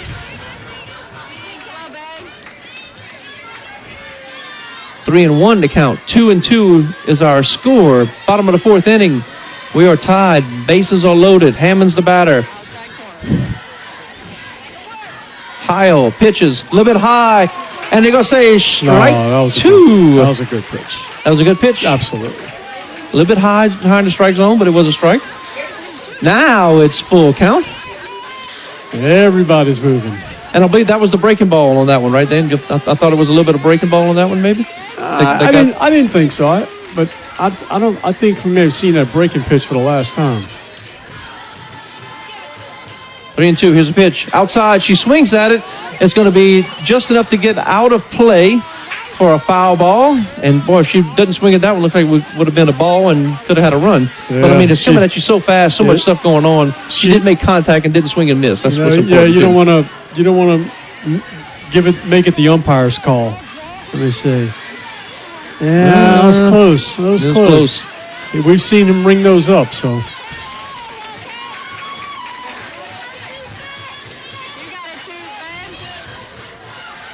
High drama here at Randy Bradshaw Field. Here's the pitch.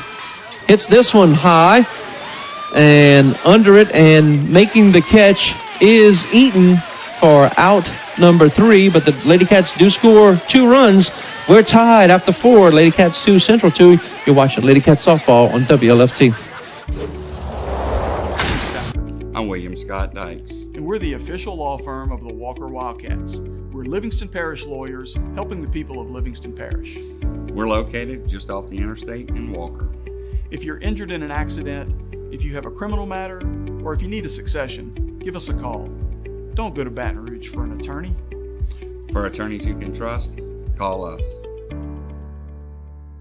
At Stein, we're committed to being the most customer-focused home improvement retailer and building material supply store of its kind. We understand that you're not just building a house, you're building a home. At Stein, we know what we do. We sell building materials, and we know how to do it by offering our customers better brands at lower prices and great customer service. But why do we do it? That's the most important part. We help people build their dreams. You're watching Walker High School softball only on WLFT.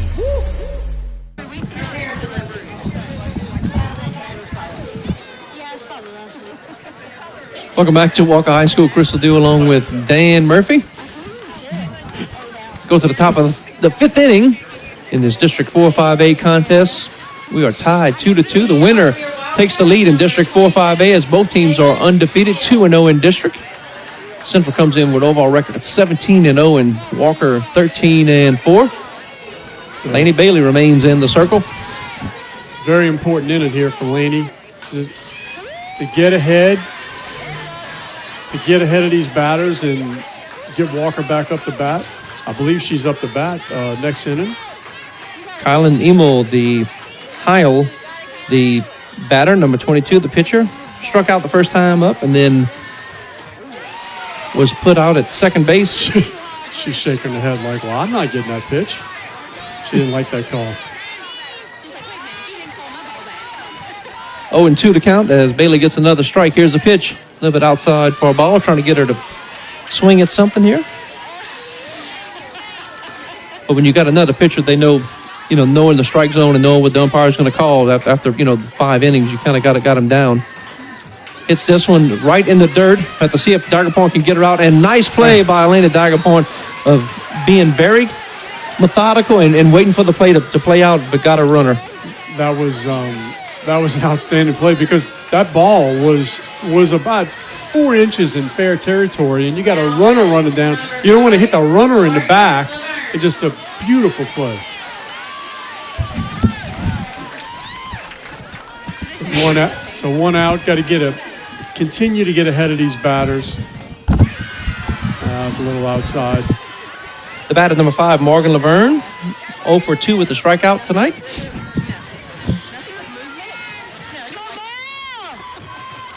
Looks at ball 1. Here's the pitch. A little bit low for ball 2. I'm guessing both coaches go with their starting pitchers as long as this game goes. Yeah. Both of them have been very good on the mound here. It's got to be their aces. In the circle. Hits this one high to left field. And settling under it and making the catch is going to be Morris for out number 2. Very nice job by Morris right there. Yeah, she was a little nervous because she was a little late getting her glove up, I thought, to catch it.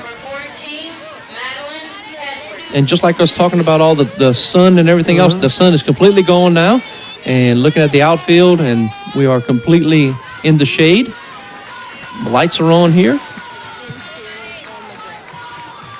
The batter, number 14, Madeline Edwards, the center fielder, 0-for-2 with the strikeout.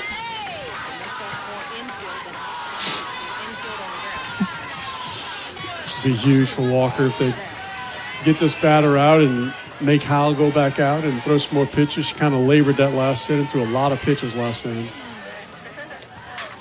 Hits this one foul to the right side. Another late one. It'll make its way to the ditch. Oh, it's wet. We had a splash down in the ditch. Laney Bailey gets a new ball.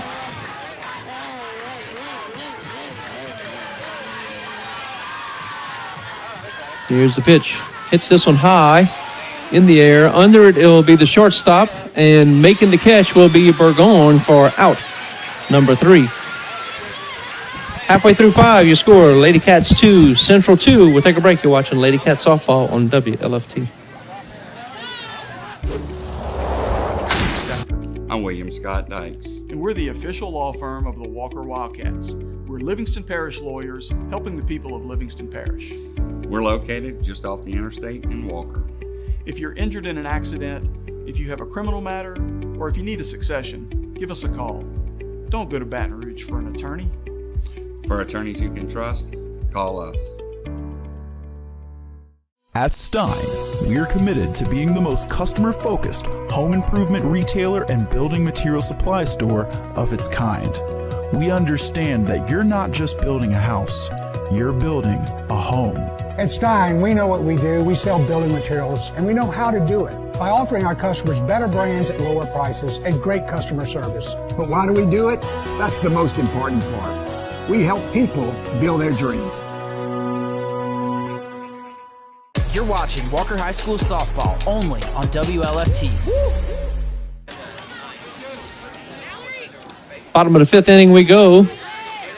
Randy Bradshaw softball field. Parking lot is full. Stadium is full.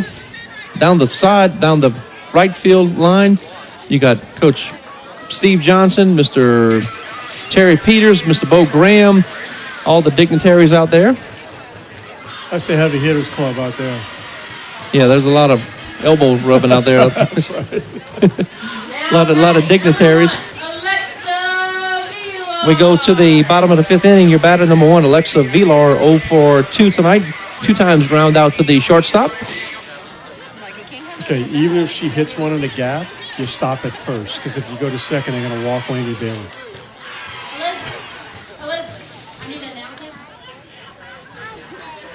If you're driving a home 360 vehicle, you're blocking cars in. Please go move your vehicle or you will be towed.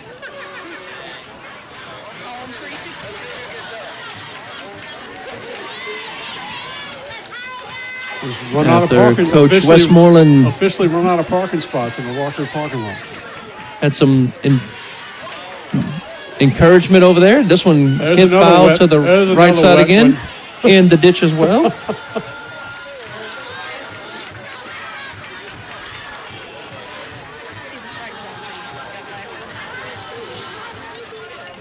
And Heil is making some adjustment to her shoes. I guess she's all right now. Oh, she's looking at the wristband for the pitch call. Here, grounder to third base, and it will be a fair ball as Wheat can't come up with it. It'll be an error on Wheat, and Vilar will reach first base. And Laney Bailey needs to be extremely careful with this at bat, because she's probably not going to see very good pitches, so she needs to be selective. Laney Bailey, the batter. First time up, flew out to right field. Second time up, hit that home run, the one-run home run over the scoreboard. And this one a little bit low for a ball. I think she's going to be fed outside pitches here. If she gets one inside, or over the plate or inside, it is a definite mistake.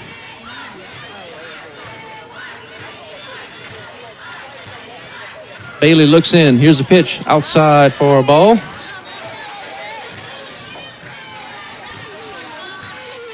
You want to see, remember the kid in the Bad News Bears who was being pitched out? He went across the plate and swung at it. You want to just Laney Bailey just take a step and get a hold of one. I'll tell you what, she just looks so intimidating at the plate there. Whenever she's that stance and the way she wiggles that bag back there, it's like it's a toothpick in her hand, it seems like. And like you said, Dan, it looks like they're kind of working around her, see if they can get her to chase at something, but it's 3-0 right now, and every pitch has been outside. Not going to let her beat him. This one outside again. That was an intentional walk right there. I agree. Now, you're going to get Laney a runner. Very important bat, because this needs to be a productive. If she makes an out, it needs to be a productive out. You got to advance at least that runner on second. And I'm sure that's what Coach Westmoreland is saying. Say, look, you gotta get that runner to third somehow. A pass ball, a wild pitch could get second and third and nobody out. The pinch runner will be number 18, Kyla Ashford. The batter, number 21, Caitlin Richey. 0 for 2. Excuse me, 0 for 1 with a walk. Flew out to center field and looks at ball 1. Al's demeanor has changed in the last inning or so. I mean, it just looks a little frustrated.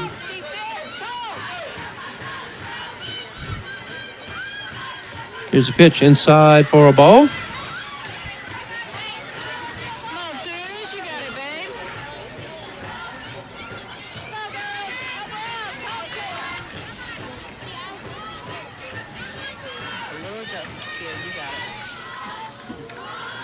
Here's the pitch inside for a strike.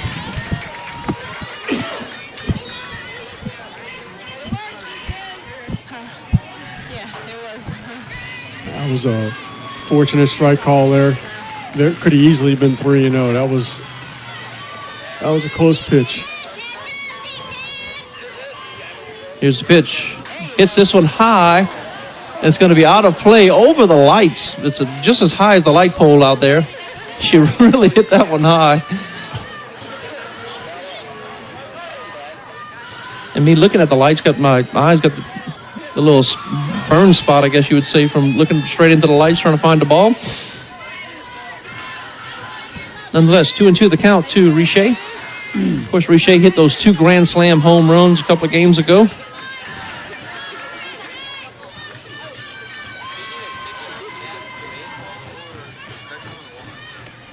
Hits this one foul. Right off. That's when Walker played Zachary. She had the 2 Grand Slams. That one she's hit right off the handle. Tell you what, if you've never been to a Lady Cat softball game, you definitely need to come out here and see the big video board in the outfield to watch the game live as it's being played on WLFT, Talks 117, ETL 130. Of course, you can watch this game anywhere in the world. Go to YouTube, search Walker High TV, and you can watch the game there. Count runs full to Richey.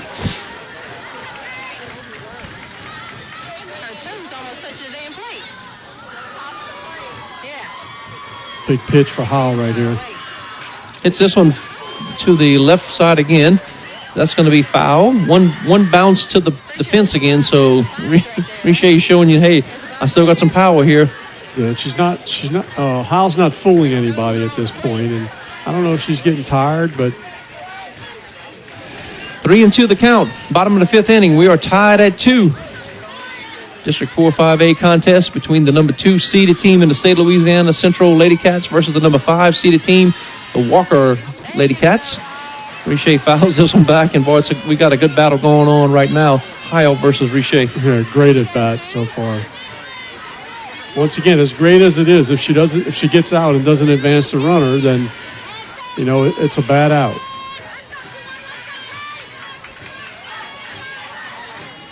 Full count. Here's the pitch. Hits this one high again. Looks like it may stay in play. Under it and making the catch is going to be Eaton for the out. That'll be out number 1. Now batting number 8. A win for Hyle on that one. Long at bat, got it to 3-2, but got it to pop up and still have runners at first and second. The batter, number 8, Ryan Shakesnyder. 0 for 1 with a walk. Ground out to the third baseman. First time at bat, fouls this one back.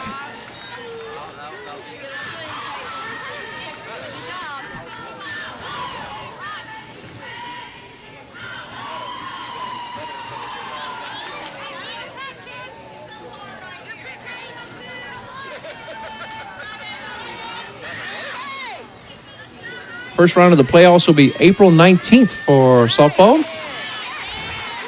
Here's a strike number 2 to Ryan Shakesnyder. By district, April 19th.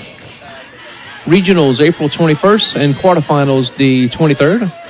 I misspoke earlier. I said quarterfinals. Actually, the regional game, the second round of the playoffs for girls softball, will be on the 21st, the same day that the boys will play Zachary on Thursday, the 21st at 6:30. We'll have to see. Yeah, you said you spoke to the administration here, and they're going to definitely show the girls' playoff game. Okay. 1-2 the count to Shake Snyder. Here's the pitch. Hits this one foul.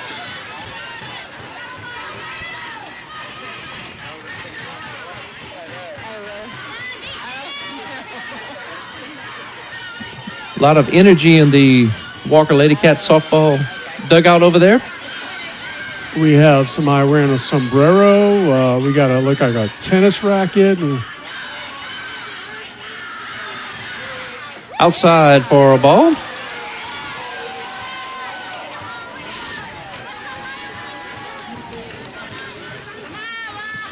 Well, I tell you what, both of these teams are just as advertised as this game is right now.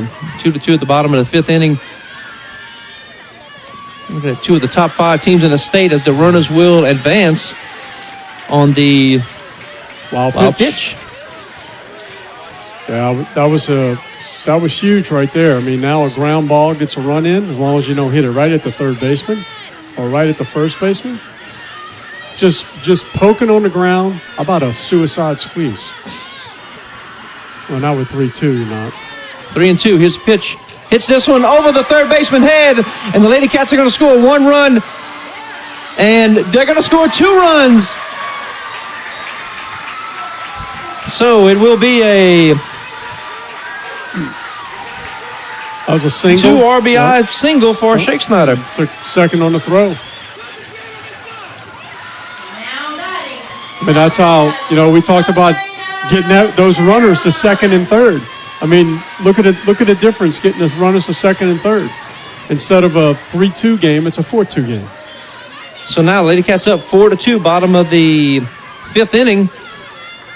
The batter, number 7, Elena Dagapont, hits this one foul. Elena 0 for 2 tonight.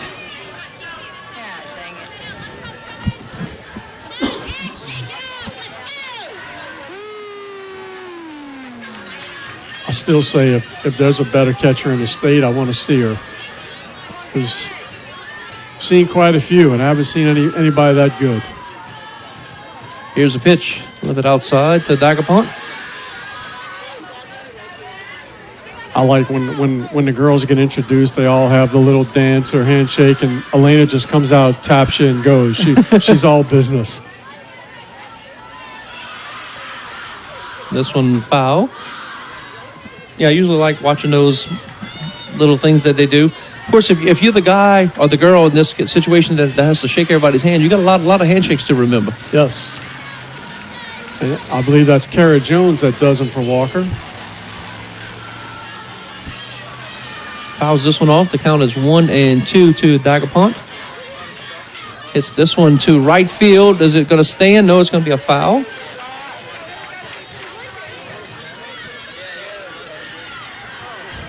Of course, I remember all the secret handshakes I had with my friends in high school. Time you see somebody passing them in the hall, you remember the little handshakes that you have to do with each person?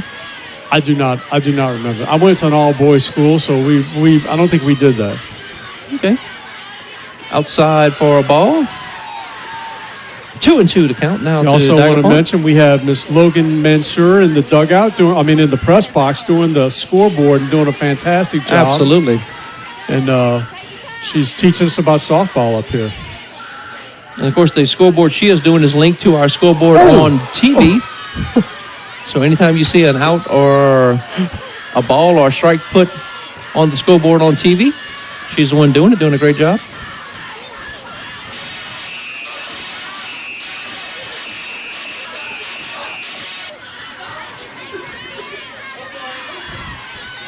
Two and two, the count, 1 out. Here's the pitch, off speed, hits in the dirt about 2 feet before the plate. So the count goes full to Dagapont. She saw Elena pull that one almost in a third base dugout and said, well, if I can get a changeup anywhere near the plate, she's going to be so far ahead. That was a great take. I've heard the story that Ichiro Suzuki used to practice hitting balls that were hit into the dirt, that were pitched into the dirt to where if that situation came up, he would be able to hit it out of the dirt. He was unreal. You see another courtesy runner here. So Dagapont reaches on the walk.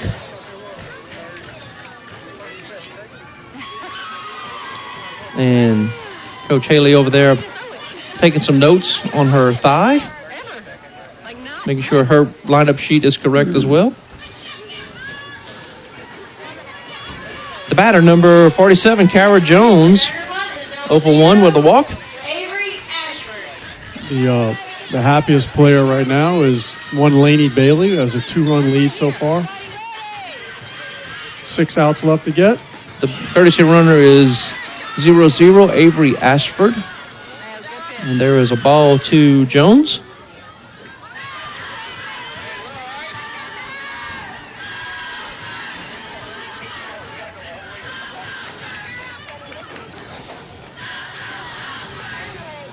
Runners at first and second. Here's the pitch. Ooh, nice looking pitch right there. Yeah, Heil was playing. Where was she? She had her hands out. Yeah. Like, where was that? Yeah, Heil was like, why did that one miss? And now Coach Jefferson is going to come talk to the home plate umpire and ask him. Well, you can't argue balls and strikes, so. Well, you can't say where was that at or what does she need to do for the next one. How do you approach it and ask the same question without asking the question, Dan? Yeah.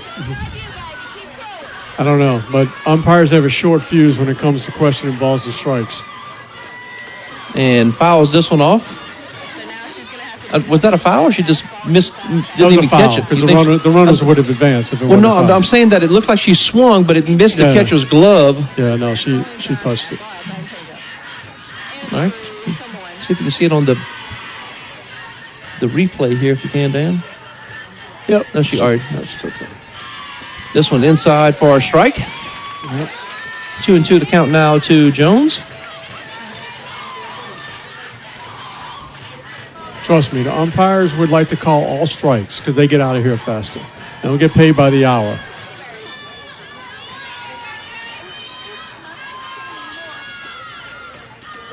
And there's a strikeout for out number 2. For the most part, Walker's been laying off that outside pitch, but she couldn't lay off that time. They've been laying off the outside pitch, doing a great job this game, and didn't lay off of that one. That is the third strikeout reported by Heil. The batter, number 17, Madison Wilcom. 1 for 2 with a strikeout. Hits this one to center field. Under it and making the catch is Edwards for out number 3, but the Lady Cats do score 2 runs in the bottom of the 5th inning. Lady Cats 4, Central 2. We'll take a break. You're watching Lady Cats Softball on WLFT. I'm William Scott Dykes. And we're the official law firm of the Walker Wildcats. We're Livingston Parish lawyers helping the people of Livingston Parish. We're located just off the interstate in Walker. If you're injured in an accident, if you have a criminal matter, or if you need a succession, give us a call. Don't go to Baton Rouge for an attorney. For attorneys you can trust, call us. At Stein, we're committed to being the most customer-focused home improvement retailer and building material supply store of its kind. We understand that you're not just building a house, you're building a home. At Stein, we know what we do. We sell building materials, and we know how to do it by offering our customers better brands at lower prices and great customer service. But why do we do it? That's the most important part. We help people build their dreams. You're watching Walker High School Softball only on WLFT.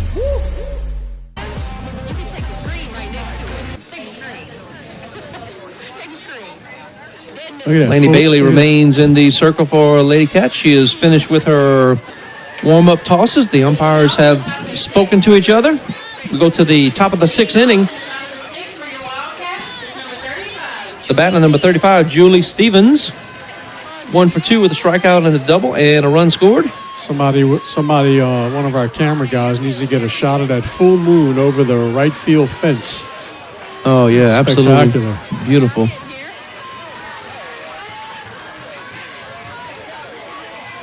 Here's the pitch. Off-speed pitch. A little bit outside for a strike. Stevens.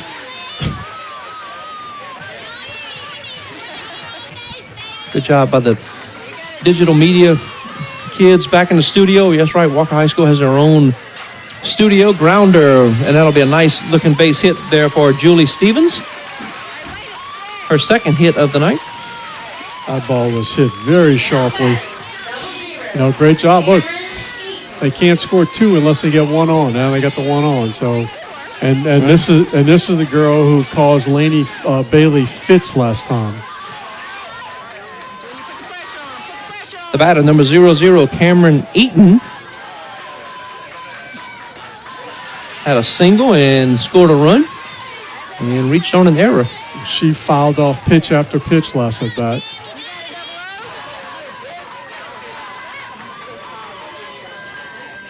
Here's a pitch to Eaton, a little bit outside. Good job of handling that pitch by Daguerpont.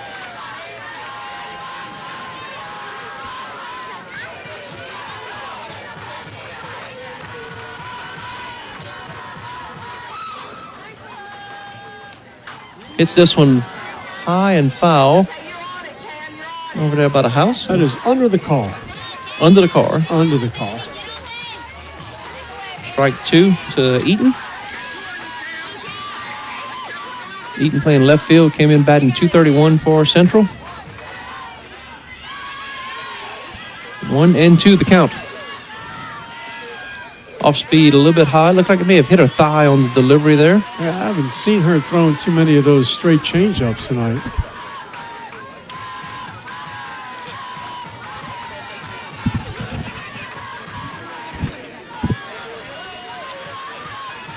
Here's a pitch inside for strike 3. Out number 1. Nice looking pitch as it caught the inside corner there, Dan. Yeah. The third base coach for Central looks a little frustrated down there. I see this pitch. Yeah, like it was on the inside corner. Wheat, the batter. Here's a swing and a miss. How many strikeouts Laney have? I'm sorry. How many she have? 9 strikeouts. 9 strikeouts. And then the top of the 6th inning. Inside, there's a strike again. So, Laney Bailey's liking that inside corner here. Well, if they're going to keep jumping out of the way like it's inside, you keep putting it there. Well, you crowd the plate and then you stand where you want. It's still going to be a strike. That's right. This inside again. This time fouls it off. Doesn't matter where you're standing because the plate stays staying in the same spot.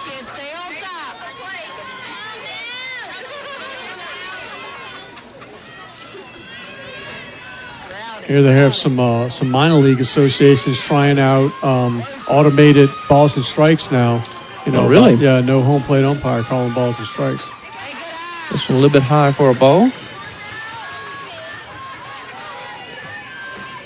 And my friend Robert Gray said another bit of stats for you or interesting information. David Dykes, coaching third base. He was once the head football coach at Live Oak High School. And this one has a chance. It does hit the net. Daguerpont tries to catch it, but it does hit the net, so it will be a foul ball. So he was the head football coach at Live Oak? He was the head football coach at Live Oak, yeah. He was at Central, and of course Central was having all that success. Went to Live Oak, and now he's back at Central again. And, David's always been very nice to me, very helpful anytime I asked him for any kind of information on the team or, he's also involved with powerlifting. I remember I actually certified him to be a judge. I think he may have stepped away from powerlifting a little bit, but good guy. Big swing and a miss. That is going to be strikeout number 2, out number 2, and then strikeout number 10 on the game. She's feeling it now. The batter, number 7, Morgan Forcina. Go back to a couple key plays in the game. Obviously the last one for Walker is on the pass ball that put the runners at second and third instead of first and second. So, biggest play of the game for Walker so far. Forcina 0 for 1 with a strikeout and a walk. Ooh, there's a nice pitch. Man, that just hurts my hand just listening to it back here. And my window's closed, you are correct. But you can hear the Elena Daguerpont's glove pop when she hits it just right. And hopefully she's not catching in the palm of the glove. I hope she's catching in the basket. I used to have a cousin that used to catch baseball in high school, and he had this one pitcher. He had to wear 2 batting gloves underneath his catcher's mitt because he threw so hard. Oh, there you go. He looked like he was starting to raise the arm. This one a little bit high, and the runner will advance on the pass ball. Yeah, I think Elena would probably say she should have had that.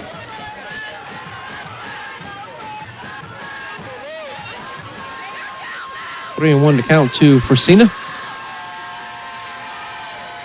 Hits this one foul. And of course, Frank Fresina, a coach at Central, a longtime coach over there as well. And of course, Frank, another guy, super nice to me, always accommodating when I need stats or whatever for the football program. We're doing a game. He gives me whatever we need. But there's strike three, as they thought it was going to be a walk. But nonetheless, Lady Bailey strikes out three in the top of the sixth inning. You score Lady Cats 4, Central 2. Are you uncomfortably hot all day? Constantly dripping in sweat? Are you having a hard time with your AC? Kent's is what you need. At Kent's HVAC, we have many services to offer, such as AC repair, tune-ups, AC installments, and much more. Our locally owned company is proud to provide 24/7 services and send trusted employees to assist with any problems you may have. We make it a priority to give your family the comfort we know you deserve. Call us for all your HVAC needs. Everybody needs a place to belong. Everybody needs to feel loved, and everybody needs to find God's purpose for their life. Here at Walker Baptist Church, we love to just have fun and fellowship with one another. We like to learn about God and to impact this community for His kingdom. I'm Jason. Come to Walker Baptist and find your place to belong. Visit our website at walkerbaptist.org, and we hope to see you Sunday. This is Walker High School Softball, brought to you by Wildcat Productions. Welcome back to Walker High School. Crystal Dew along with Mr. Dan Murphy here. We're at Randy Bradshaw softball field. Lady Cats have a 4-2 lead over Central in this District 4-5A contest. We go to the bottom of the sixth inning. The batter, number 2, Madeline Burgoyne, the left fielder. 1 for 1 with a walk and a single. Got 9-1-2 up, so Laney Bailey would love a couple of insurance runs here. Go a long way. And also, Laney Bailey would like a couple of runners on base in front of her should she get up there and get another home run. This is one thing I wish they would fix in softball. So you got a right-handed batter up, and you have the on-deck batter right there. And I just think the on-deck batter should always be behind the batter. I just think it's a dangerous spot for an on-deck batter. We've seen some line drives go to the dugout, and if you're that close, you're not getting out of the way. Yeah, but you are watching the batter and the pitcher, and you're trying to get your timing down. You should be anyway, and paying attention on every pitch. Here, this inside for ball 2 to Burgoyne.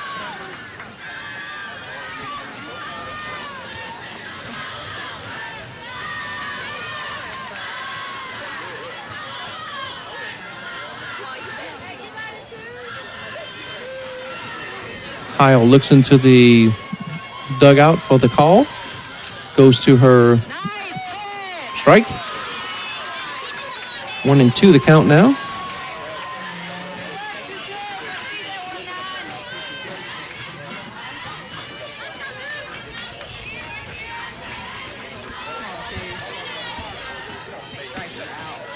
Here's a pitch. Grounder foul. Giving chase over there is Julie Stevens. This has felt like a playoff game, hasn't it? It does. Oh, absolutely. The crowd, the energy, the feeling, everything. Not to mention the weather. Grounder. Oh, bad hop. Unique hop to Fresina. And it will be a base hit for Burgoyne. Very generous scorer. She was moving, and I would have given an error, but you would give it an error? I would, yes. Nope. But I'm not the official scorer. I'm the official scorer who's speaking. I'm not sure who the official scorer is. So. I'm the only one in the press box with a scorebook. So the batter back to the top of the order, Given Hammonds hits this one to left field. And under it and making the catch is Eaton for out number 1. She's got that little slice shot to left field down pat. She's been hitting that same spot, the last couple of weeks. It's going to come in dangerous in the playoffs when people haven't seen her. The batter number 1, Alexa Villar. 0 for 3 tonight. And reached on an error in the 5th inning and scored a run. I know she squared around a bunt, but I would not be sacrificing the runner to second, because if you do that, they're going to walk Laney. Not going to pitch to Laney Bailey.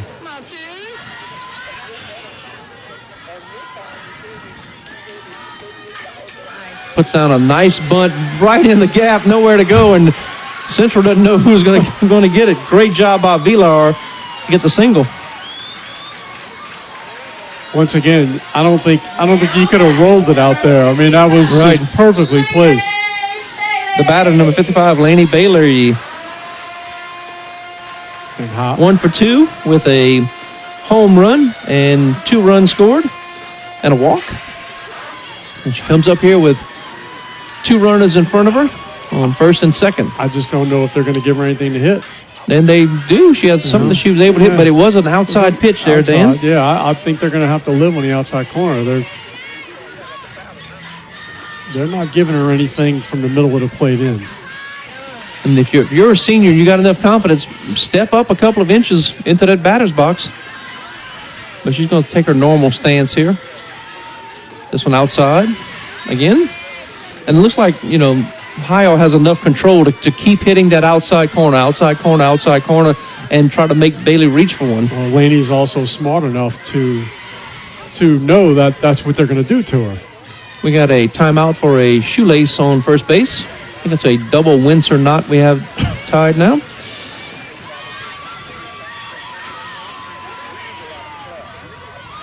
One and one to count to Bailey. Outside again. I believe that I have a scouting report on Bailey that says pitcher outside. If you walk her, she only gets 1 base.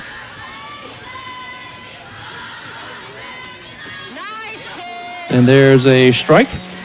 2-2 to count now to Laney Bailey. Coming in batting .440. Has 12 home runs.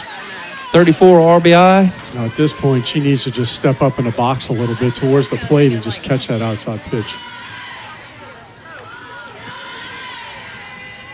Outside again. We're detecting a pattern here. I don't think she can reach that one with any bat. Full count to Laney Bailey. You send the runners.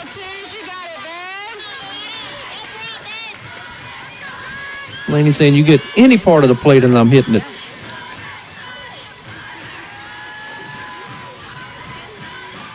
Outside, and she swings at it and strikes out for out number 2.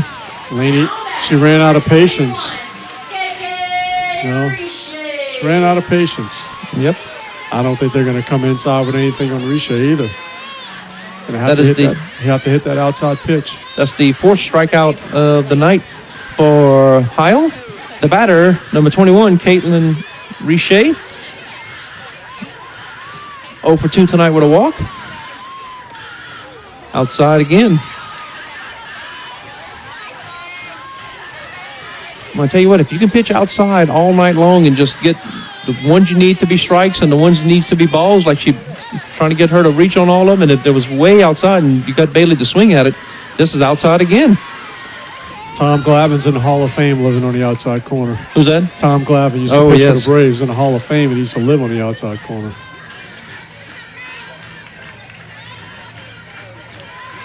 Come on, twos.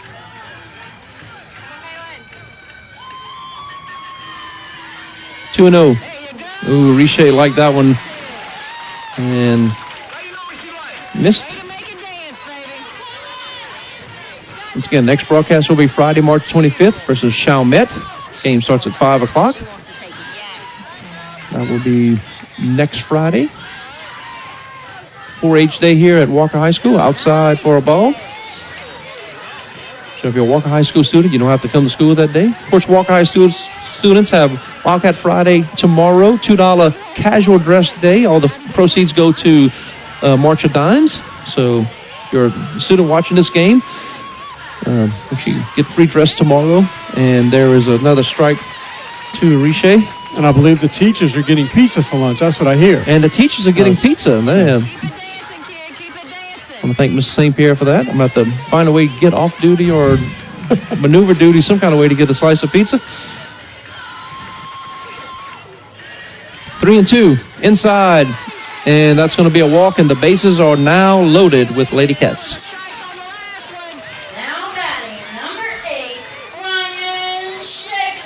Ryan Scheckschneider's had a good night so far, but she scored 1 or 2 runs tonight. 1 run.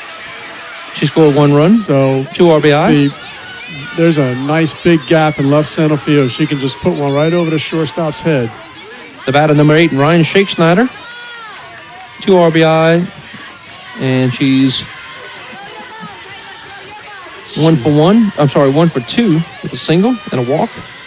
That was way outside that pitch. Pass ball gets a run in.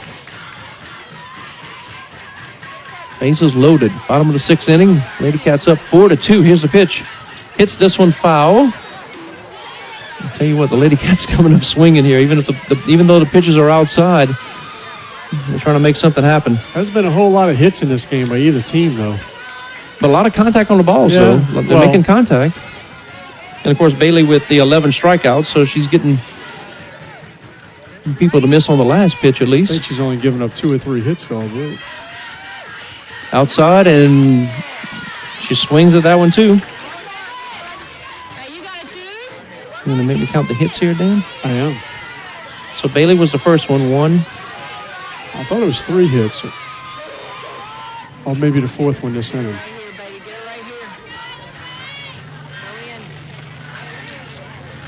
Six hits. 6 hits. Given up by Heil.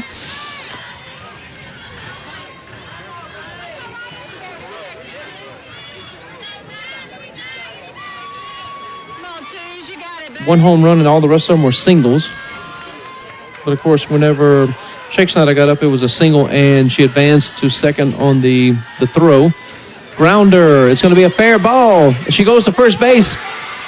And they're going to say they got her. No, safe. It's safe? They're going to say safe, but the run does score as well. Interesting decision to go to. There's a great job of the replay back in the studio. What a great job, guys and girls. Great job. So it is going to be another RBI for Scheckschneider. Great wheels down the line, too. And at the replay, and absolutely good calls. She was safe. 5-2 to score now. Inside to Elena Dagapont. 0 for 2 tonight.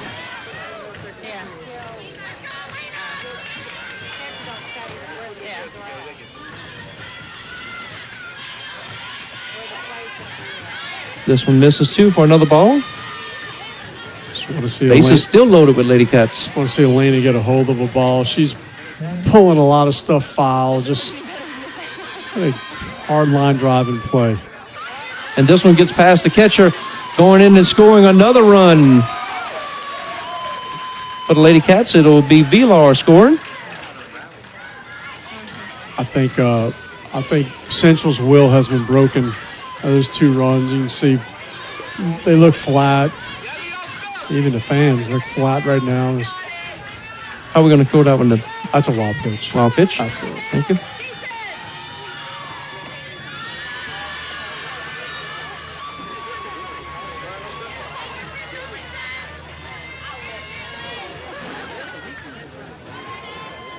Three and 1 to count now to Dagapont.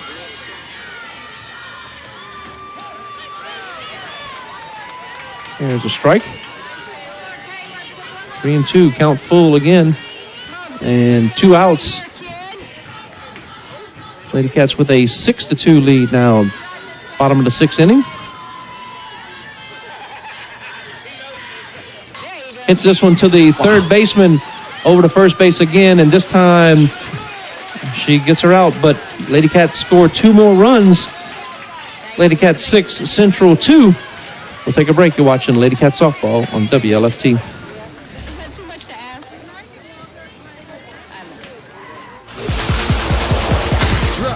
Drop, yo.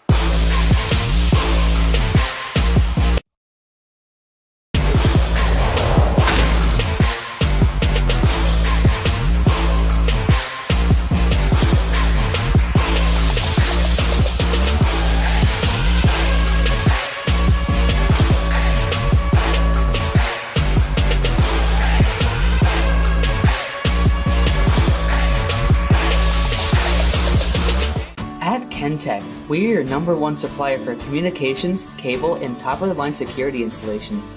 We provide for commercial and residential customers with amazing services.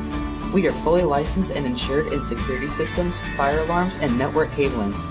We have 15 years of experience under our belt to ensure you the highest quality product available. No matter what you need, we can provide. Experience, details, results. Kentech. This game is brought to you by Wildcat Productions. You're watching Walker High School Softball. Wildcats, number 19, Autumn Bessier. Top of the 7th inning we go. Last at bat for Central. If they don't score any runs, this game will be over. And the last bit of advice you give Laney Bailey is, don't walk anyone. Throw strikes. If they hit it over the scoreboard, they hit it over the scoreboard. Because if the bases are empty, I can't hit a 4-run homer.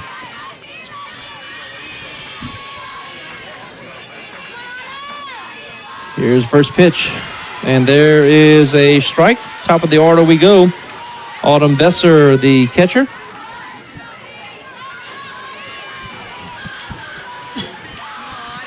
Oh for 2 tonight with a walk.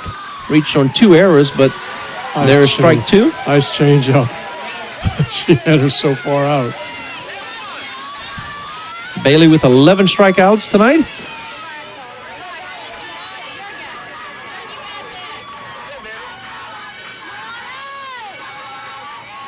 And now she finds something very interesting about the softball. Didn't like the seams. Put that in the dugout and then throw it right back out in a couple of pitches. They'll save that one for the visiting team. Yeah, hopefully they have a system in place to, if there's a ball she don't like, she definitely does not see it again. Some of the, if there's a raised seam on it, it just may bother them, and right. They hold it.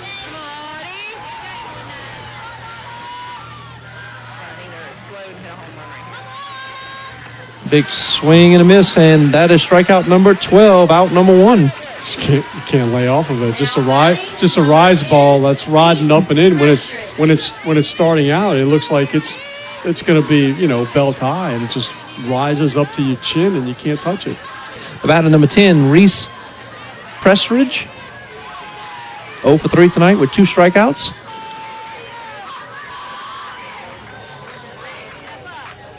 Here's a pitch by Bailey for a ball.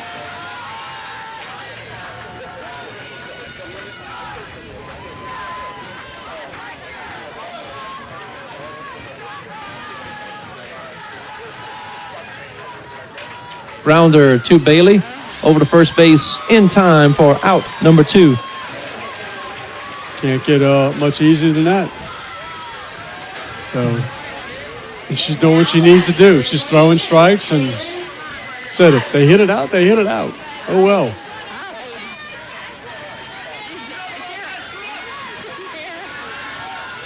Callan Heil, the batter. 0 for 3 tonight with a strikeout. And there's another strike thrown by Bailey. The crowd starting to get into it a little bit here. Knowing one more out and this game will be over. Oh, breaking ball for strike 2. That was filthy. Look at Coach Westmoreland there. Here's the pitch. Outside, wanted to swing at it, but no swing. No swing. Yeah, I didn't think it was a swing either, but they appeal nonetheless. Comes a ball. 1-2 the count. Here's the pitch. Hits this one foul. 2 outs. Lady Cats from Walker on the verge of being the District 4-5A leader, coming in with an overall record of 2-0. Central with an overall record of 2-0 in district as well. Here's the pitch. Off-speed pitch. And there is strikeout. Number 13.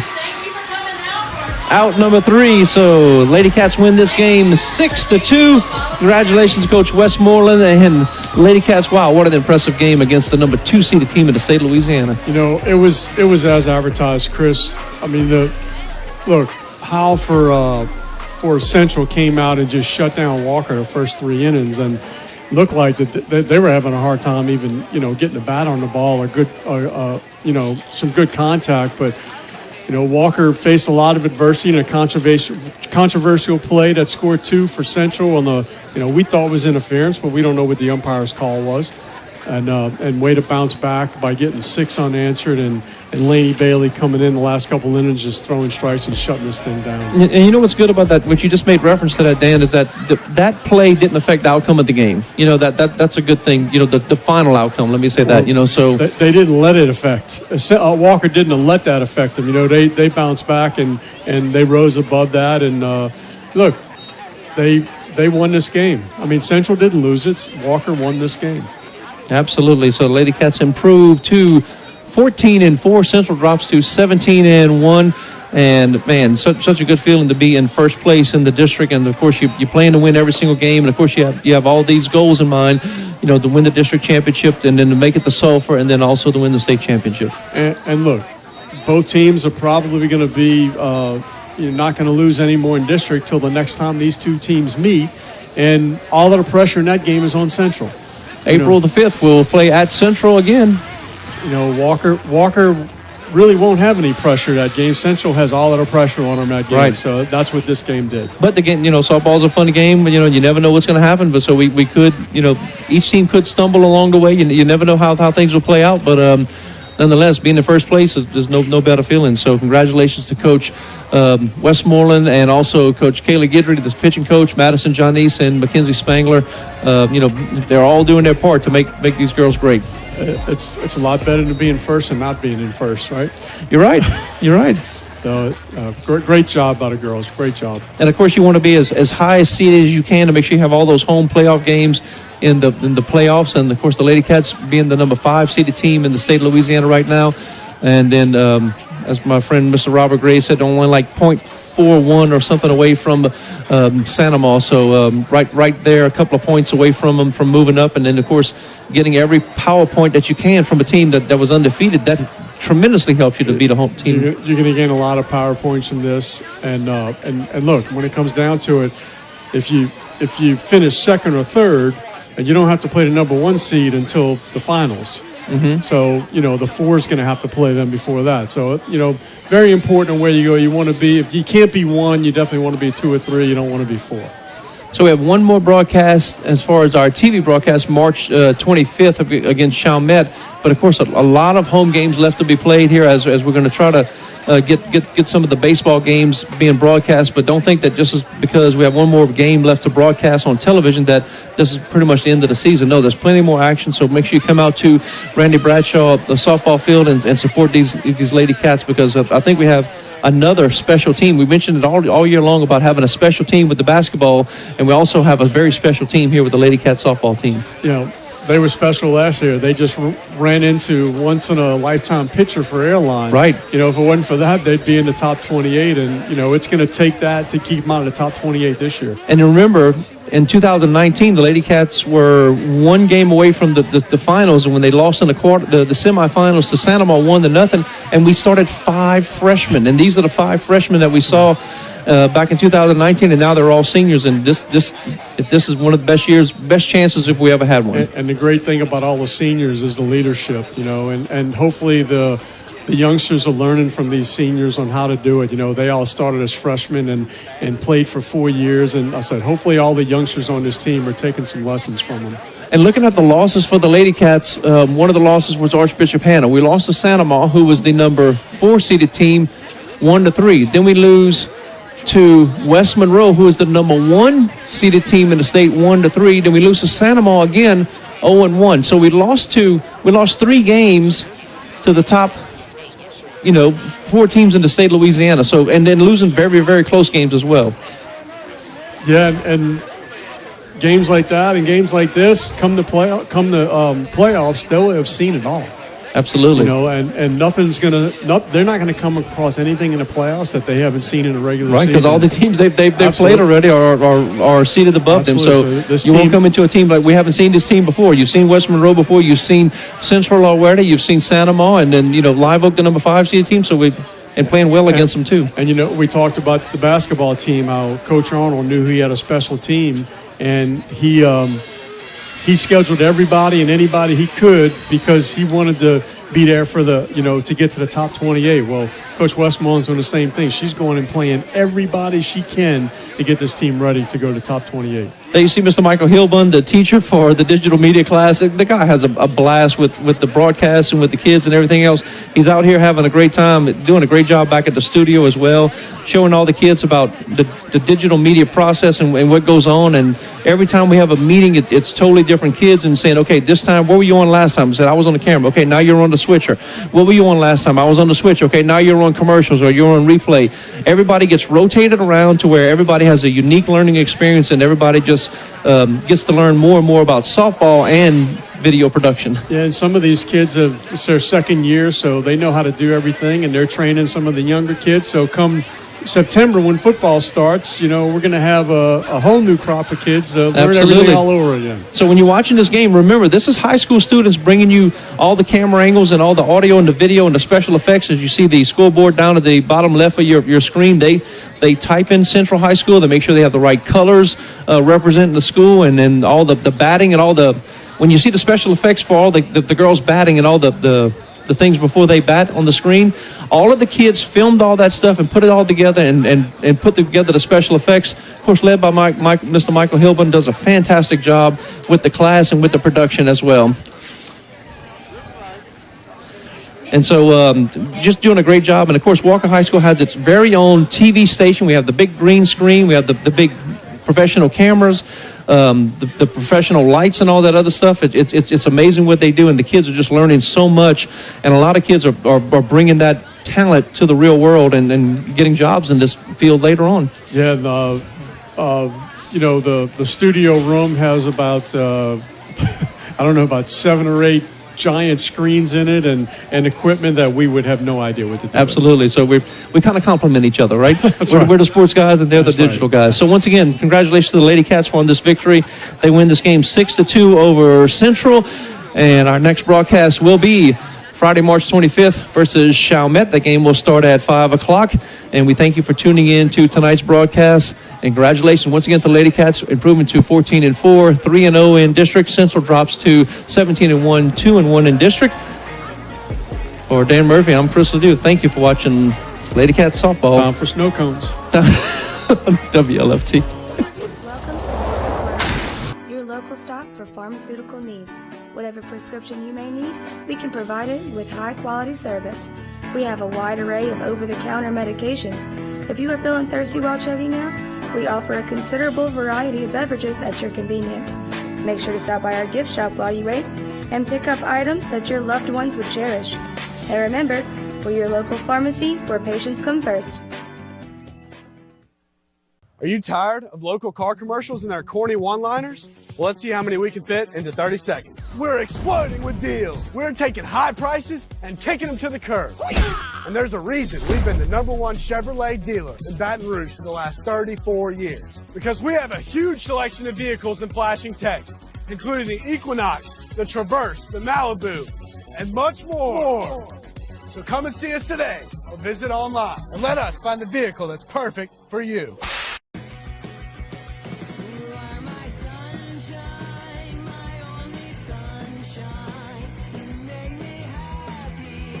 When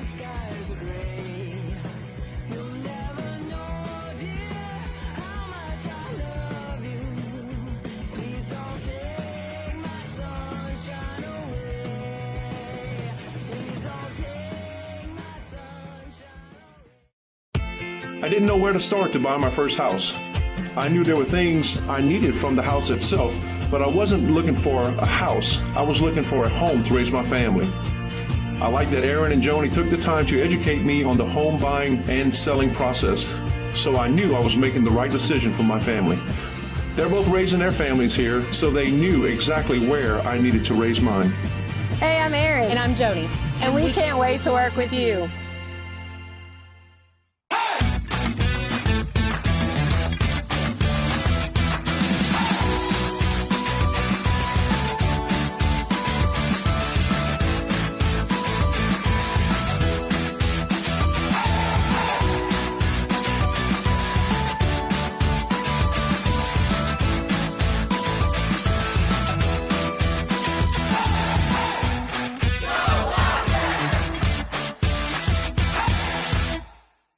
My dream was always to help other people, but when I tried to start my own business, I quickly realized I was in over my head. That's when I called Alina Levine. She helped me navigate the complicated business of starting a business. But the help didn't stop there.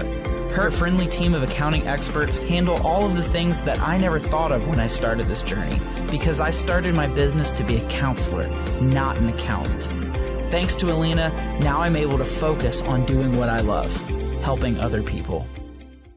Welcome to Walker Pharmacy, your local stop for pharmaceutical needs. Whatever prescription you may need, we can provide it with high-quality service. We have a wide array of over-the-counter medications. If you are feeling thirsty while checking out, we offer a considerable variety of beverages at your convenience. Make sure to stop by our gift shop while you wait and pick up items that your loved ones would cherish. And remember, we're your local pharmacy where patients come first. Are you tired of local car commercials and their corny one-liners? Well, let's see how many we can fit into 30 seconds. We're exploding with deals. We're taking high prices and taking them to the curb. And there's a reason we've been the #1 Chevrolet dealer in Baton Rouge for the last 34 years. Because we have a huge selection of vehicles in flashing text, including the Equinox, the Traverse, the Malibu, and much more. So come and see us today or visit online and let us find the vehicle that's perfect for you.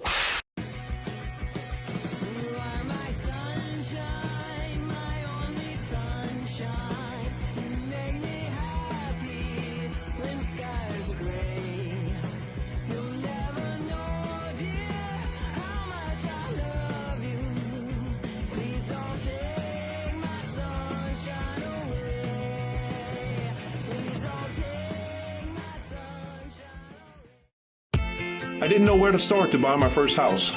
I knew there were things I needed from the house itself, but I wasn't looking for a house. I was looking for a home to raise my family. I like that Aaron and Joni took the time to educate me on the home buying and selling process, so I knew I was making the right decision for my family. They're both raising their families here, so they knew exactly where I needed to raise mine. Hey, I'm Aaron. And I'm Joni. And we can't wait to work with you. This game is brought to you by Wildcat Productions. You're watching Walker High School Softball.